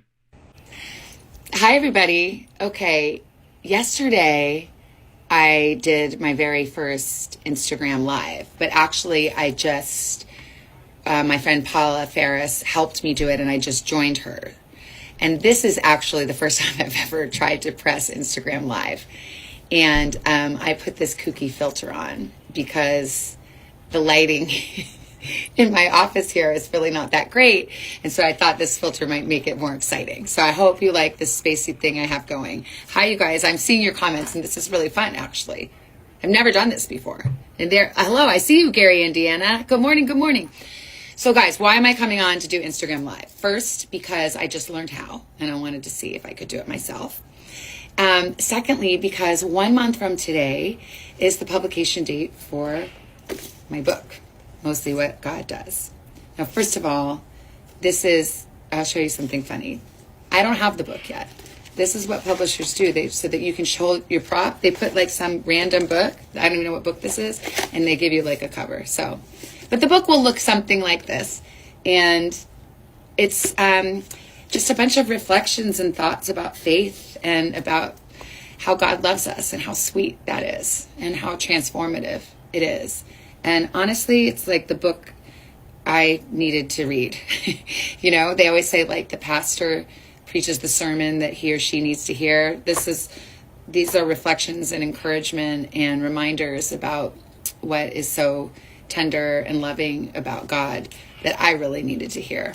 And I just want to let you know that I'm going to show you several of these back to back because they came to me back to back. I've been watching her on Instagram, and then all of a sudden, boom, kaboom, she's like all over TikTok with all of this stuff over the last few days. So this was posted like 5 days ago. And, she's just been, why all of this? So this was like the first day she chose not to go on set. She's doing all these Instagram lives, TikTok lives. It just seemed very, very interesting, the timing of all this. It's like she was sidelined. So I'm really hopeful that if you are interested, that you'll buy a book or come see me on one of the book tour stops. And if you go to www.mostlywhatgoddoes.com.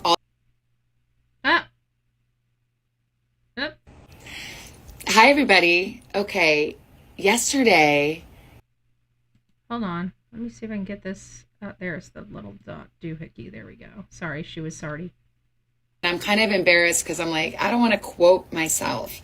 Because I don't know if I'm really that quote worthy, but I did recently read in an old journal a quote from one of the pastors I so admire, and I write about him in the book. His name is Tim Keller, and he was a pastor at Redeemer Presbyterian Church in New York City, and was an amazing preacher and scholar, and just an incredible influence on me. Anyway, he had a really pithy way of saying things, and I had gone to church at Redeemer. This is like 20 years ago.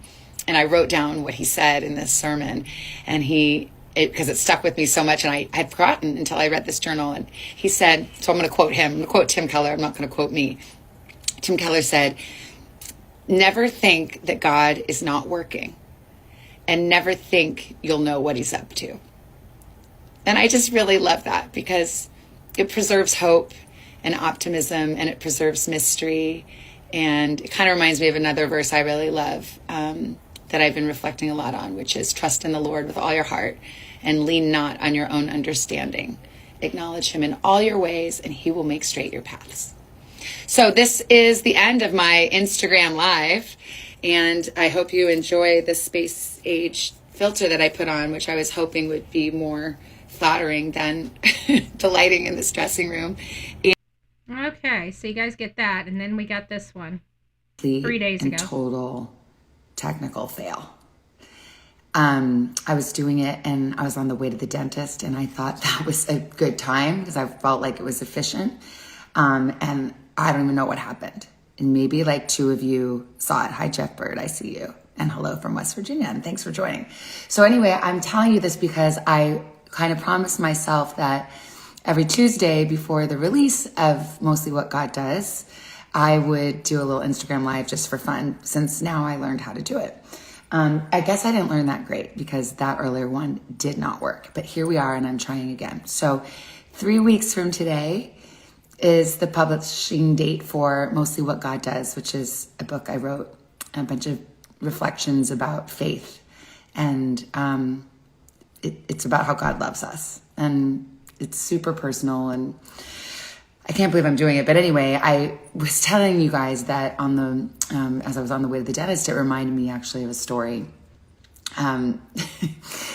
Yes, a dental story for those of you just joining, that turns into being something of a spiritual, or at least a life lesson. So back a couple years ago, and I write about this in the book actually a little bit, when my little boy was. I read this in the book, actually. It's like, I'm sorry, but there's a piece of me that feels like she didn't write this book. Like, she's made, the first one, she made reference to something to the effect of, I don't want to quote me, and then she quoted somebody else, and now she's made another statement of, I read this in the book, actually. And it's like, you should know it's in the book. You're supposed to allegedly put it in the book. So it just something I pointed out. 3 weeks from today is the publishing date for Mostly What God Does, which is a book I wrote, a bunch of reflections about faith. And it's about how God loves us. And it's super personal, and I can't believe I'm doing it. But anyway, I was telling you guys that on the, as I was on the way to the dentist, it reminded me actually of a story. Yes, a dental story, for those of you just joining, that turns into being something of a spiritual or at least a life lesson. So back a couple years ago, and I read about this in the book actually a little bit. Maybe she said I wrote about this in the book actually. My little boy Maybe was she about said I wrote- 2 years old. He accidentally threw a toy train in my eye, and it tore my cornea, and I had to have a bunch of surgeries. And when I finally was done with the surgeries and I went to the doctor, I told him, you know, I think my eyesight is all better except for, you know, when I put my hand over the good eye, I realized that in the bad eye, my field of vision is much smaller now. And so it's just not the same as it was before. I can't tell, but if I put my hand over my good eye, I can tell that my vision has been changed forever. And it's smaller, my field of vision is smaller. And do you know what the doctor said to me? Well, don't put your hand over your eye then. And then he said, and this is where the dental thing comes in, he's like, you know when you're little and you lose a tooth and all you can do is just run your tongue over that empty space? He's like, don't do that. Don't be running your tongue over the empty space. Don't putting your hand over your eye to remember what's been lost, but just keep your hands out of your eyes, open your eyes, see what you can see. And I thought that was like a pretty good metaphor, actually. I also wrote about that in the book. I wrote about, not about dental stuff, don't worry, but I wrote about perspective, because part of that eye surgery, I actually, when you recover, for me anyway, I had to put my head down and look down, for like a week, hours upon hours each day, looking down. And I wrote about how when you're looking down and you're looking inward, you miss so much, and that it actually was a great metaphor. So anyway, it's just a lot of ramblings and meanderings I wanted to share with you, because I just wanted to say hi and connect. So again, these are all the things she was doing. She's in her office, is what I'm noticing, though. Oh, maybe I'm off a little bit. Let me go back here. No, it's just, I guess it's just off. Either way, let's just, I hate when my thing does that. Let me see if I can turn this off and let it get set back up. Nope, I'm still off. Okay, I'm going to take my face off here. There we go, until for just a little bit. But what I find out is that she's in her office. She's identifying being in her office at the studio, but yet she's not running the show. She's there. She's recording these things on her Instagram Live. She's saying it's from her office. She doesn't have good lighting in her dress studio. So that tells me that she's there in the studio. She's not on screen, and she's doing all these lives and Instagrams from her office. It seems a little odd, to say the least. Why is she not on screen is really my question, I just needed to reset the camera. I am coming to see you on Sunday, February 18th, and maybe you're like, why should I go see her? She's named Savannah, it sounds Southern, but what is her credential? Okay, so that's from February. Hi, everybody. I'm here on my Instagram Live, as I've been promising that every Tuesday before the book launch, I will do one of these Instagram Lives. So thank you for joining. And I'm actually broadcasting from a very odd place today, which is my bedstand. And the reason is because I thought it'd be fun, but also because here's the book, the actual book. And I'm kind of hoping that you will want it to be by your bedstand, like your nightstand, or maybe in the morning read something. So just to give you guys that. So Tommaso was previously listed as a teacher in Arizona when I last checked a couple of months ago. However, the state of Arizona no longer shows him as an active teacher. We learned from Annie and Tommaso's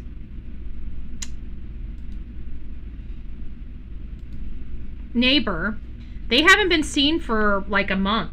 I don't know how long it's been, but from everything I'm understanding, they have not been seen for a really long time, coming or going from their house. We have no idea where they are. Did they go over to Nancy's house? Are they living in Nancy's house and going through everything in Nancy's house? Did they decide to go to New York and visit their sister? Did they decide to go to the her brother's house? I mean, just to get away from Arizona? Because you got to remember, they were the ones. And what's going on with their child? Is their child still going to school, or are they homeschooling their child at this point?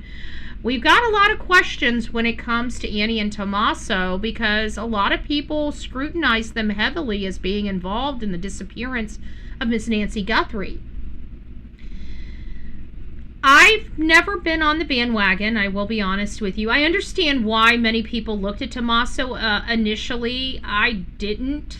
There was a lot of people that thought his behavior, dropping his mom off at home alone, was suspicious. I didn't. I don't know what families you're from, but, my brother-in-law has been alone with my mother many, many times. I'm not concerned that he's going to murder or commit homicide with my mom, okay? So normal families don't look at brother-in-laws and say, I think he's going to kill my mom, right?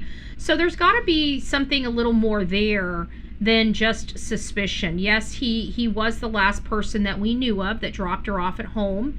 I didn't think she got home ridiculously late. Some people like, oh my gosh, it was almost 10 o'clock.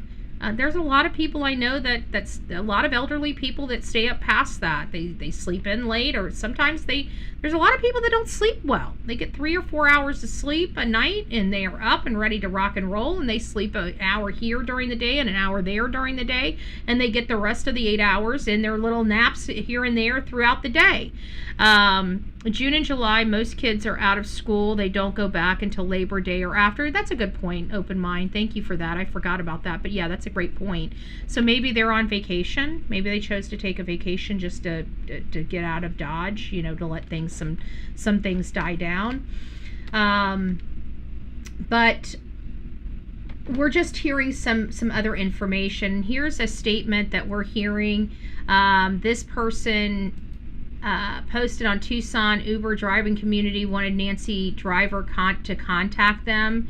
I don't know if the driver ever did ultimately contact them, but that's just a little something.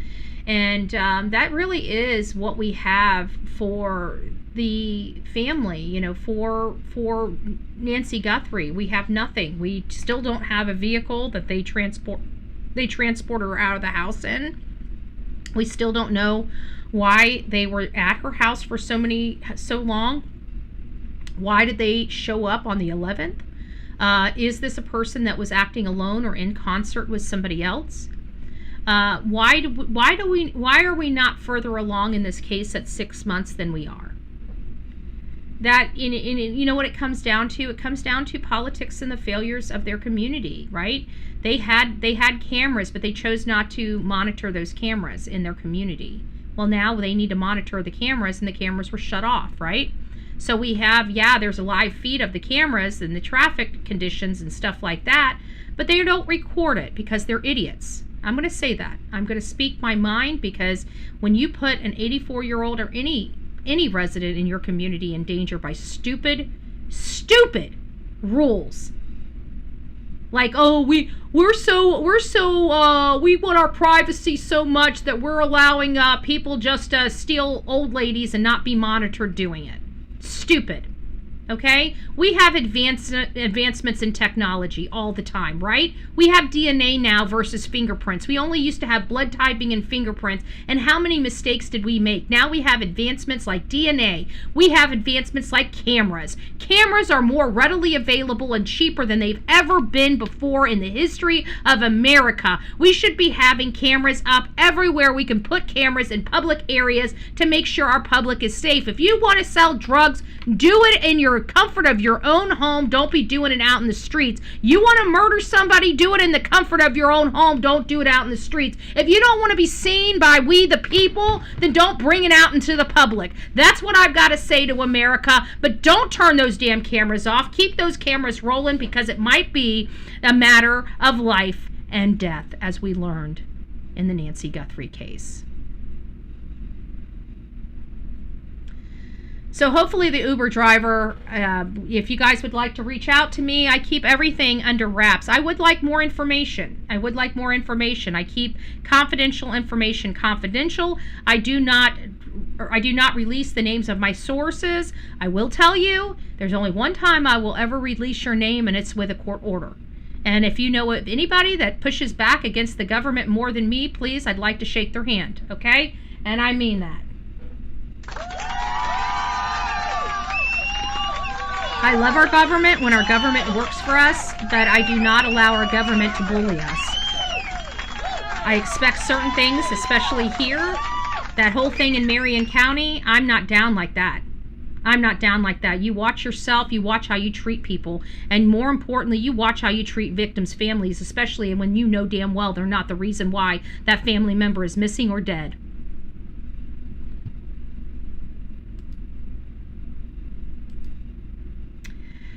All right, guys, so now we're getting into the part of the case where we're talking about the Ohio family. We don't know what's going on in the Ohio family. I will be honest with you. I'm torn.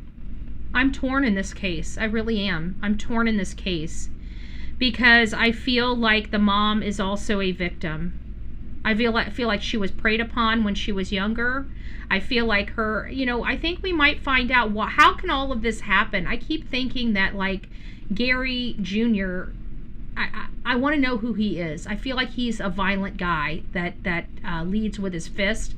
His dad's eyes all cattywampus. I looked at some photos of his father from years ago, and he didn't have that eye like that. And I keep wondering, was he beaten? Was his father beaten? And who would beat his father to make his eye do that? And, his mom, they look very frail, but his mom looks a little mean. I won't lie about that. But I keep wondering, how this whole situation was handled and why they had the kids in school, but at some point, but then all of a sudden abruptly stopped having the kids go to school. And started to run from the Department of Children and Family Services. These are where I start getting confused, because what happened?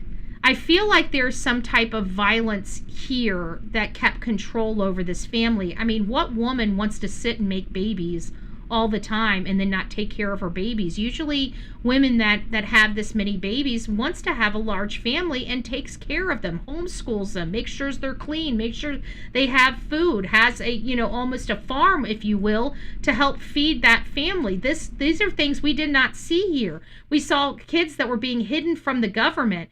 This tells me that there's something more going on in this household than them just trying to be under the radar. There's a hoarding type of thing, which does happen to come with some type of abuse.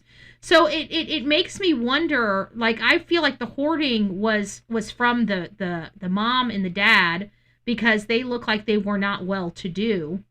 And most people that have starved or have been hungry have a habit of hoarding, especially food and groceries and canned good items. And I remember this, I knew a family where the father was in foster care, and when that child became an adult and had kids, the pantry was always filled with cans. I mean, from top to bottom had to be completely filled with cans, and it was something from his childhood that made him fill the pantry with cans, because he went without food. He made sure no matter what, there would always be food in the house. So, wow, nearly 2 hours, and finally getting to, oh, wow, you're being rude. I told people at the very beginning of this show that we had many cases and that we were going to be here for a really long time today. I'm sorry you missed it, but I guess when you come in here 2 hours in, I guess you missed some of that information and details. One thing you will not do, and somebody go ahead and kick this person out, not just kick them out, block them. One thing you will not do is you will not ever, and this is a message for anybody else coming in this chat, is come here and be disrespectful to me. Okay, I'm teaching this world that you are going to start being kinder to people in this world, or you're going to be kinder in my chat. This is not JLR's channel, and I find it awfully funny that JLR says, "Oh my gosh, we let everybody speak the way they want to speak." Well, it's kind of funny because he doesn't let me speak. He's got me blocked on everything. So I guess he really doesn't really believe in First Amendment freedom of speech. Just thought I'd throw that out there as well. So, yeah, you can take your bullshit and go somewhere with it, but you're going to have to learn. You're going to speak to people properly up in this chat. You can speak whatever you want. You can have your opinions, any type I don't block your opinions, but I do block how you treat people in my chat. You will not treat people disrespectfully, and you'll not be rude to me. I've done nothing to you for you to be rude to me. Shame on you for that. Shame on you for that. This is my show. Too bad people don't want to listen to you. Imagine that. Imagine that.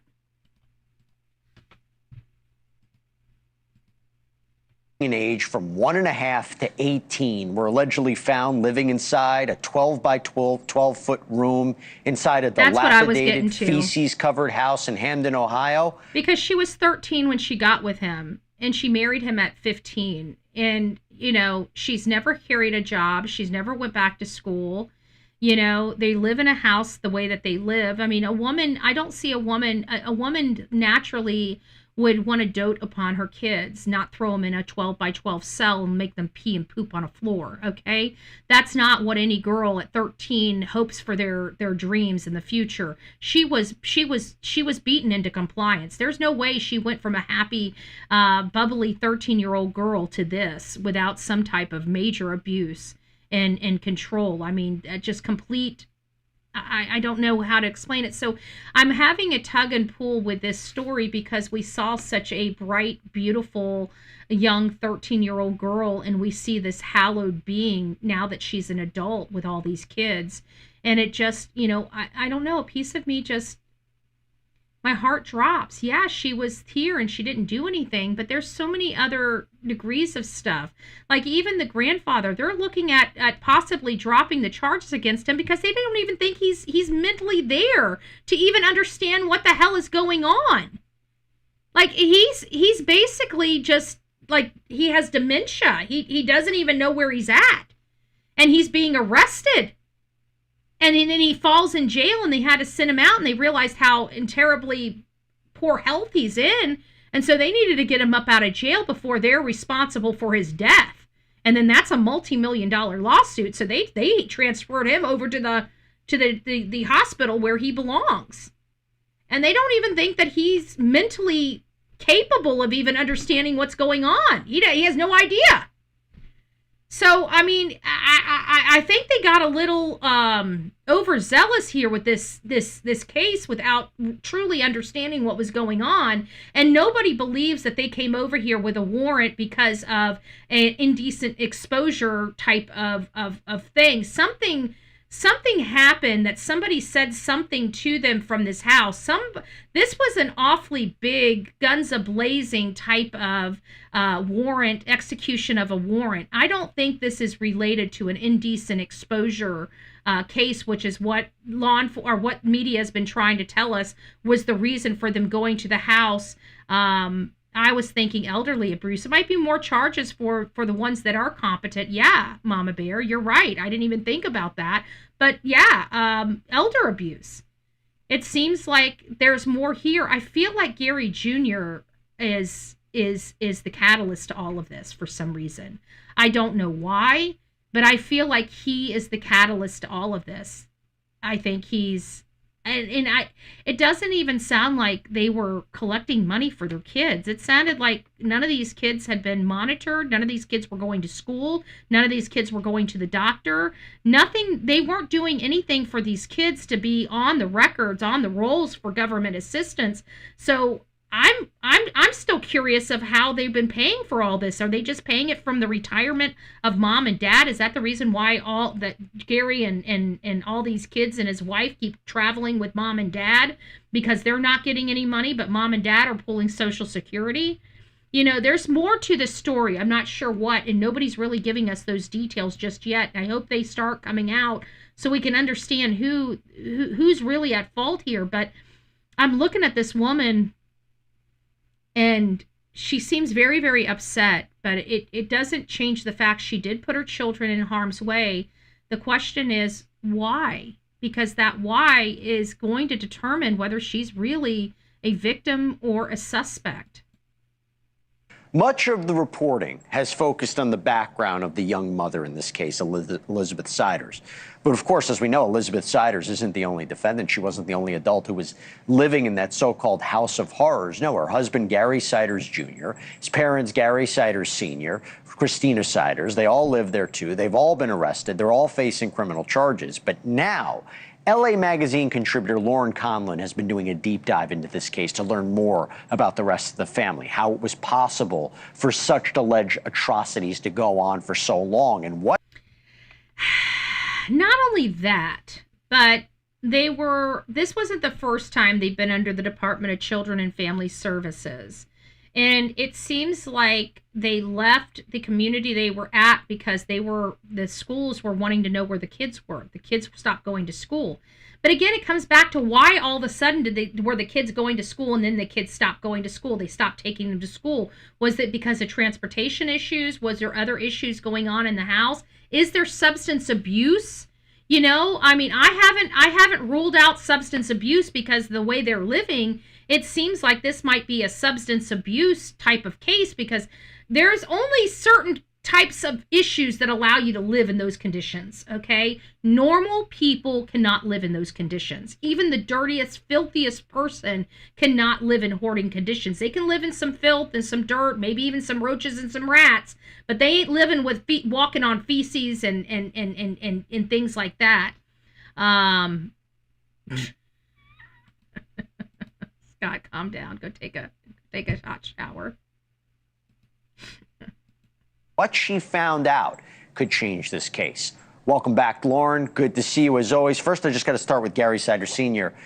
And I got to be honest with you, she did an excellent review of this case. She went through the history. She really does pull in their past in the other county. And this is going to be super important because, again, it seemed to me that they were fleeing.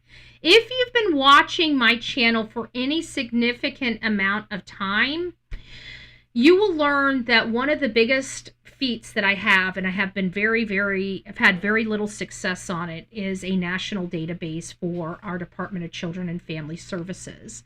And basically what this national database is no matter if a family is in the system, no matter where they move, it will always trigger a check from the local Department of Children and Family Services. So, for example, if we have a family in Utah and they were visited by the Department of Children and Family Services or have an open case in their case, and say the family wants to move out of the state of Utah overnight so they can avoid having to deal with the Department of Children and Family Services or them taking their children, and say they skip over to Idaho or they go to Arkansas. I'm kind of following the path of Summer Wells, if you can't tell. And so now we got Arkansas, and now they're in trouble in Arkansas. Or let's say they're not even in trouble with Arkansas. Let's say they just have the open case in Utah. They wake up in the middle of the night, they move out, they go to Arkansas. Well, now the father or the mother goes to, they get their house, they move in, they go up to the DMV, they change their driver's license. Why? Because most of them need to file for benefits to get food stamps and other things. They need to prove that they're from that state, so they change their driver's license. Well, as soon as they change their driver's license, that should trigger this national database that has this open case out of Utah to send a notification automatically to the Department of Children and Family Services in the county that they just registered their driver's license in to trigger a home visit. Did you guys follow all that? So no matter where any family goes in the United States that's in the system, as soon as their name is typed out, as soon as their social security numbers are put in, their whole entire sheet is now available to that local area. Their whole entire sheet, everything from 20 years ago, 30 years ago, 10 years ago, 5 months ago, 2 weeks ago, are now chronologically ordered right there in a place that social worker can see what she's truly dealing with the family, and all the notes from other social workers around the country that they have fled from. So they're no longer in the dark when they go into these families. They know truly where they're at and if those children should be removed, and start working on removing those children no matter what state they flee to. That's the national database we need in this country, and I have been getting pushback by pushback by pushback because it costs too damn much money. You're damn right it costs too much money. But at what expense? How many more children are we going to bury? Because those children were priceless to me. I'm not worried about $1 billion. We piss $1 billion away a day supporting other countries. It's time for us to support our most vulnerable in this country, our children. And that is what's going by the wayside. And had this national database been enacted today, this Ohio family would have never been able to escape responsibility of what they're doing to their children. They would have been monitored no matter where they went. There's going to be an evaluation about the insanity defense, about competency to stand trial, which, by the way, is different than insanity. Just if he understands the case against him and can participate in his own defense. What's going on there?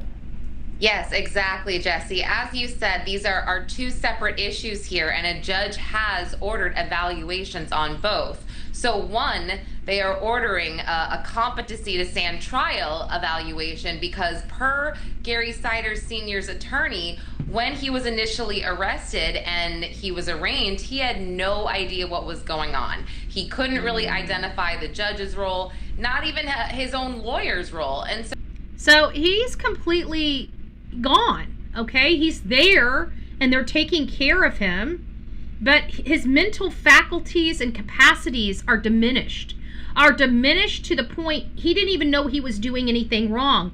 How are you going to prosecute this old man? And this is a life sentence for him, and he literally has no earthly idea where he's at. He should have never been in the care of that family. He should have been housed in a home. I think the only reason why he wasn't is it comes back to my theory that I believe they were living off of both mom and dad's income. So as a defendant, you really need to be capable to help with your think about it. If they were to put they should not be living like that. If they had all 16 kids registered with the state of Ohio, they would be probably getting $10,000 or $12,000 a month to help take care of them, between the food and the cash assistance and the Medicaid. This family should be living on a farm, taking care of their children the best that they can. They should not be living in squalor. So that's what's making me believe that they must not have any assistance coming in for those kids. And they have to because why are they living in that shithole house?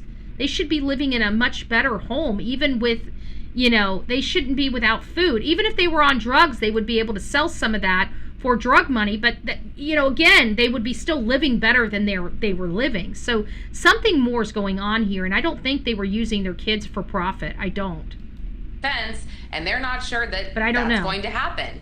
Additionally, the NGI plea is being explored because he will be evaluated to see if he was possibly mentally incapacitated during the time that this alleged crime occurred.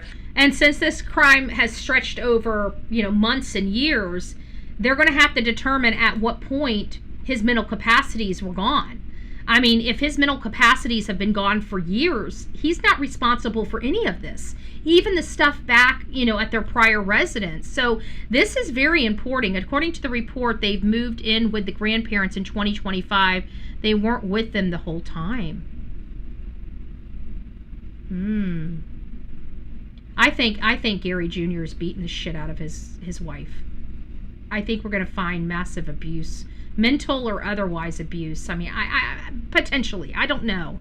I'd like to think that because I'd like to give, maybe that's what it is. I'd like to give Elizabeth Siders some type of grace here because I mean, let's be honest. The photos her family that put out there moved us in some type of way. We got to see a bright-eyed person. We got to see a normal person. And then we see this hallowed out being called mom. And we found out that she's got 16 kids, 19 in total. She was just there just being a baby maker. Did she ever even walk? Because it sounds like she was on her back the entire time since she was 13 years old. That's what she knows. That's scary. I don't think she knows better. And I think whatever she did know better was taken away from her through abuse and all of this. I can't look at Elizabeth and not feel bad for her. I know that's been the tug and pull for me. Like, I want to be nasty to her. Like, how dare you do this to your children? But when you hear her story, it's like, okay, well, we kind of have a good understanding, and I'm starting to look at her husband being the contributor of all of this, the puppet master of all of this. I think he manipulated his parents. I think he's manipulated his parents for a really, really, really long time. I think we're going to find out, like, he's got problems. Right. However, it does seem like, from what we know so far, this neglect or alleged neglect was ongoing. So we'll see what happens with that. But I mean, right. Jesse, it does seem like, yeah, he might have some diminished capacity here. I'm absolutely confident if he's in the hospital right now, he has diminished capacity. I mean, he didn't look like he knew what the hell was going on when we saw pictures of him. I mean, let's be honest with you. When you see earlier pictures of him, that one eye is straight. So it makes me wonder, did he get beat in the head? You know, I'm sorry. I wonder that. That's where I think a lot of people are at with Elizabeth. Like, what woman aspires to live like this? What woman at 13 years old aspires to go and marry their husband and live like this and have 19 kids and just be like a baby mill? Nobody. And that's interesting for insanity. Usually it's about one isolated incident. If you talk about a prolonged period of time, you have to show that he was insane throughout that whole period. Let me ask you this, because the way this all started, right, early reports suggested that the first search, how this was all discovered by police, right, stemmed from a warrant for Gary Siders Jr.'s public indecency case. But I understand you learned that might not be accurate? Yes, I thought it was from these charges as well. There's about 4 separate charges for public indecency in May of 2026, but his lawyers kind of spoke out and said, look, I don't think... Is that, public indecency, you can get that for peeing on the side of the road, and with the condition of their house, I feel like he was using the bathroom or something like that, and that's why he got the indecency, public indecency issue. But I don't know. If this is the case, I would be very surprised if this was the case that, these investigators showed up at the house, kind of guns blazing, if you will, for a public indecency charge or two.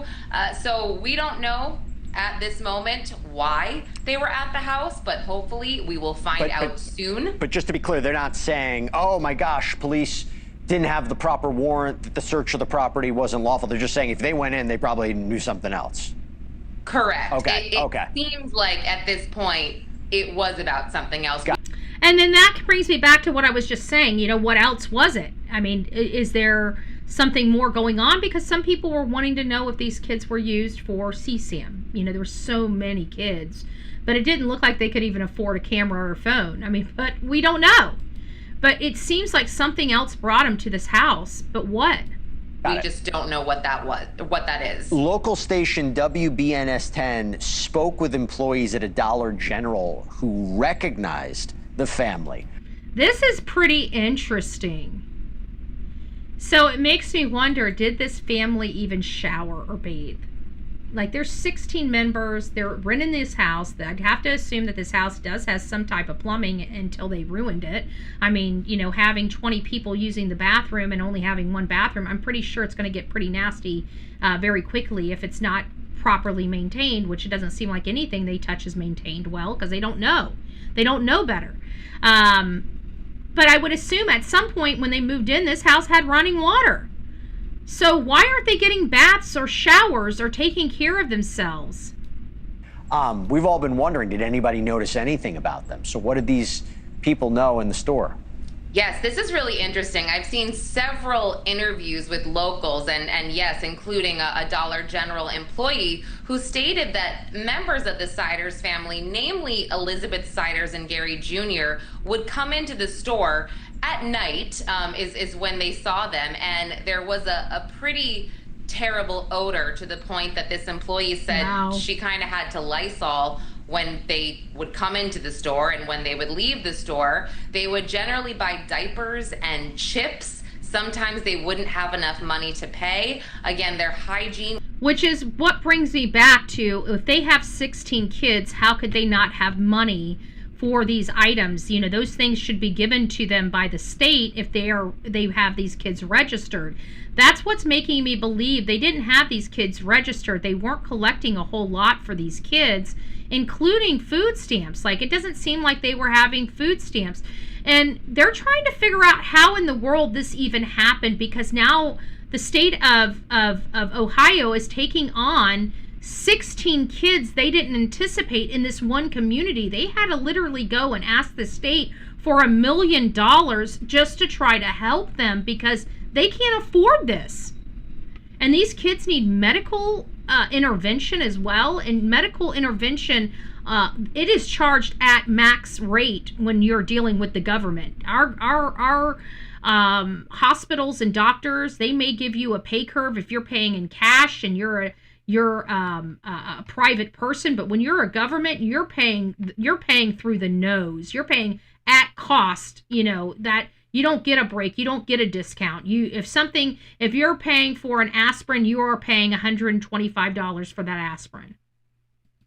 Was very, very poor, but she said this wasn't uncommon because this area is just so impoverished. And Jesse, I've been researching the Vinton County, Ohio area. I mean, the median salary here is $55,000.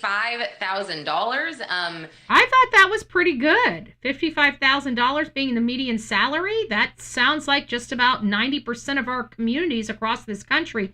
But this lady here is in Los Angeles, so naturally she has a different aspect of what median income price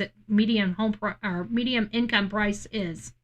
And you know, it's very, very small. I think this is actually the smallest county in Ohio. Additionally, only 13% of people there are college graduates. That's low. 13%. Only 13% in this community are college graduates. That means that everybody's meager, medium income, like low skill community. I wonder if that's going to be a defense. What else did you expect us to do? It's not like we were neglecting the children. This is the best we could do given the circumstances. We have 30 seconds, Lauren. You've reviewed Facebook posts from the niece of Gary Sr. and Christina. What have they said about their aunt and uncle? I apologize. We only have about 30 seconds. Yeah, I mean, the niece is kind of speaking out, saying it doesn't seem like her aunt and uncle would neglect these children. So she's kind of thinking, you know, is something wrong with them mentally? She did say in her experience that Gary Siders Jr. could do no wrong. He was, you know, kind of like the golden child. There you go, the golden child. I think he's the catalyst to all of this. You will. So, you know, I think that, again, I'm tracking everything on Facebook. I'm tracking what the family says, but until law enforcement confirms certain aspects of this case, so much is still unknown.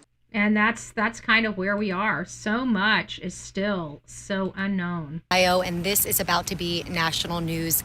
16 children were removed from this home earlier today by authorities. They were conducting a search warrant and arrested 4 adults. But those 16 children range in ages from 18 months to 18 years old, and we're told the conditions they were living in were deplorable.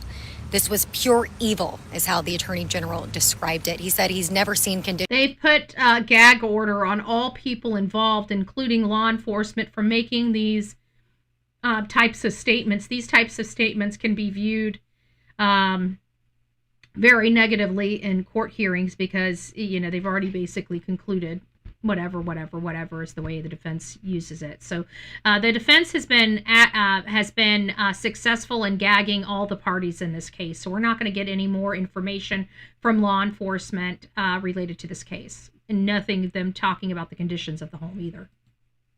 Like this in his career, and we've been out here all afternoon. You can see some of the trash and just stuff piled in the window here now, piled up on the front lawn. Neighbors who actually saw this search warrant being executed today tell me the children coming out were pale and emaciated. Now, those 4 individuals charged in this are going to be arraigned here Wednesday morning in Benton County. Their names are Gary Siders Sr., Gary Siders Jr., Elizabeth Siders, and Christine Siders. And so those 4 individuals going to be arraigned here.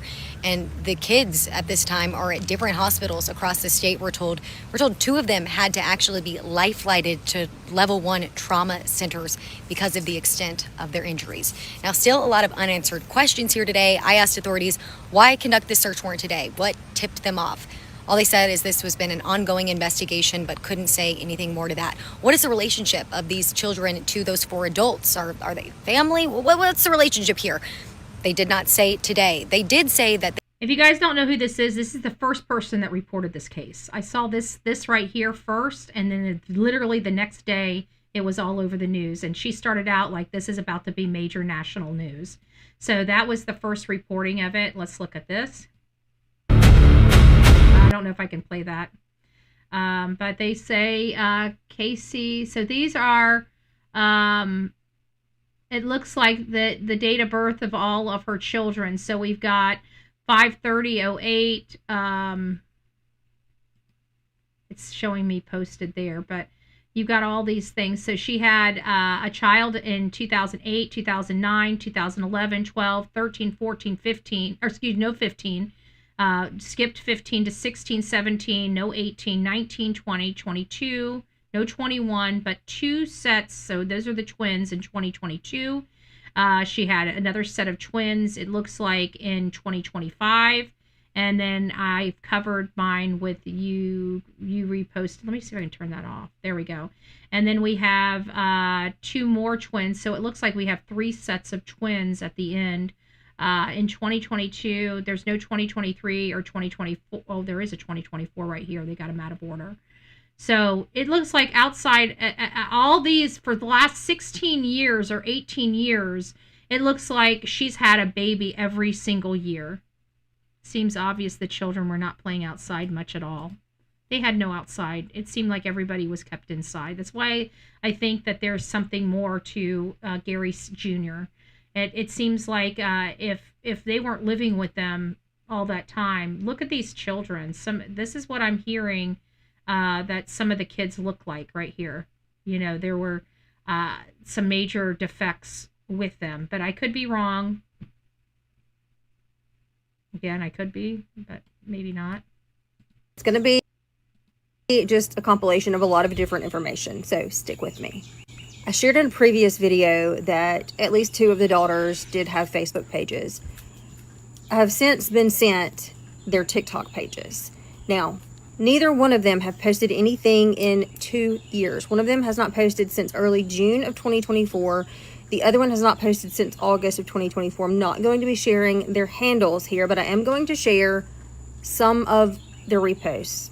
They're concerning. This was one of the reposts my dad, since I started being a teenager, because I changed and I'm not the little girl I used to be anymore. This one, how I felt after feeling uncomfortable hugging my own dad.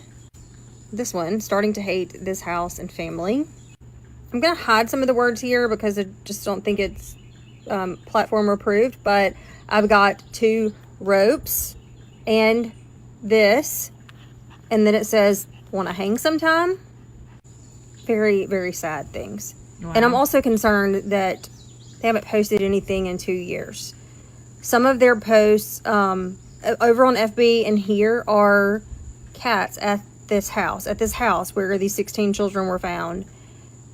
So it's just very concerning. Now, let's talk about one of the daughters of Gary Sr. and Lynn. I've not mentioned any names thus far because I've wanted to protect identities of people who have not been criminally charged. However, we're going to talk about Linda Siders. Linda is one of the daughters of Sr. and Lynn. Okay, she is a sister to Gary Jr. 2 days ago, when all this first happened, and I spoke to some of Elizabeth's family members, they shared with me that Linda was the one who would tell Elizabeth's mom, hey, you're having another grandbaby, and that it got to be so many another grandbabies that it got to a point that they were just like, they didn't believe it. They just didn't believe it. Wow. And then Linda posted these two pictures. One of them I've already shared. Another one has since been sent to me in April of this year at that house. This is another Siders video. It's going to be just a compilation of a lot of different information, so stick with me. Okay, so we got that. And this is that same lady back at the house at 182 5 days Homer later, Street, where authorities say they found 16 kids living in horrific conditions last week. Now, as for an update on those children, the Benton County prosecuting attorney says they're not going to be giving updates, but says they are safe and they are being protected. Now, since we were last at this house last week, you can see the windows and doors have been boarded up. There is still that perimeter of crime tape around the home. But we also have an update when it comes to those 4 individuals charged with child endangerment here, 16 counts each, tomorrow in court. That's Tuesday morning. We are expecting Gary Siders Jr., Christina Siders, and Elizabeth Siders. As for Gary Siders Sr., his next court appearance is scheduled for the following Tuesday in July. That's next week. Now, when it comes to how you can help these kids, I've got a lot of questions on that. Authorities here say, please do not fall for different scams online. I'm going to pop up the email address of the official here that is on this case. If there's ways that you want to help, you can reach out to her. We also have this email address for those interested in being a foster parent. As soon as we get more. So they're giving updates for if you guys would like to foster, if you're in the Ohio area, they're going to need help with these children. So reach out with them, and this is 30 minutes. We're not going to dive into Jennifer Coffindaffer. So that's kind of the round out that we have for today, folks. I'm glad you guys were hanging with me. Like I said, I only had spaces for 4 stories. We've covered multiple stories related to some ongoing cases, some past cases that we haven't seen in a really long time, just getting some updates, and then of course taking a little bit further deep dives into some core cases that we are monitoring and following a little more heavily. 2 being out of the case of Florida, out of the state of Florida, which is Jason Coulthart and of course Sarah Ebersol. We're looking at maybe connecting with some of the family in the Ebersol case to provide them a little bit of help with their avocation and their protesting, and just giving some backing for that. I will be getting a hold of Marion County today to find out what's truly going on and to make sure they understand that I'm monitoring this for civil rights issues, and to start passing that on to the people that can start enforcing that. We have good people that are higher up in this country right now that are fighting for our civil rights more than any other time in this history. So I've got people I can reach out to just like this that's going to get civil rights that people will listen to very, very quickly. So I hope that that's not what we have to do here in the state of Florida, in the great state of Florida. Do not be smearing my state. That will never end well. We respect law enforcement, but law enforcement shall respect the people that they serve. And there's no ifs, ands, or buts about that. Anyways, guys, I hope you rock it out with your coffee beans out. We'll check these cases and see what we can do to help. Can we help? If we can help, we're definitely going to do our best to try to help and stick our nose where it doesn't belong, and see if we can stir up some stuff and rattle some trees. So that's kind of where we're at. That's where we're focusing on. I hope you guys have a great day. Thank you for all the people that participated today in our goal. We appreciate you. We always appreciate everybody here. The best way everybody can help the Bullhorn Betty channel is free. Hit that thumbs up button, hit that subscribe button, and hit that hype button. If you still have hypes this week, hype your girl Betty. I want to thank all the people that have financially supported this channel today. Melanie, thank you so much. OG Jitterbug, our beautiful Sonia. Don't forget, we still have some swag, some Bullhorn Betty swag. With your $100 order, from Sonia, you will be getting a handy dandy pin, a beautiful Bullhorn Betty pin. You'll be getting a drawstring backpack, and you'll be getting a, what are those things called that go around your neck? Lanyards with the Bullhorn Betty logo. Everything is pink, so if you're a dude, maybe I need to come up with some dude colors, but everything's pink. So if you have a wife or a daughter, they can get free swag, free Bullhorn Betty swag. So don't leave your free swag on the table. It's $45 in value that you're getting with getting for free with $100 or more purchase from Sonia. OG Jitterbug, thank you so much. We appreciate you, Momo. And thank you so much, Michelle, because I'm a love machine. Ow! Thank you for that gifted membership. Thank you. So thank you guys for coming and hanging out with us. Thank you for staying here for an extended show as we dived into. We covered a lot of cases this morning, so I'm very pleased we were able to do it, and you guys were able to get in and get out. So have a great morning. Get off to work. Have a great hump day. We're going to be sliding into the weekend, and we've got a lot of information and cases to go over this week. So stay here, right here on the Bullhorn Betty channel for the latest and greatest breaking news. God bless everyone, and we will see you soon.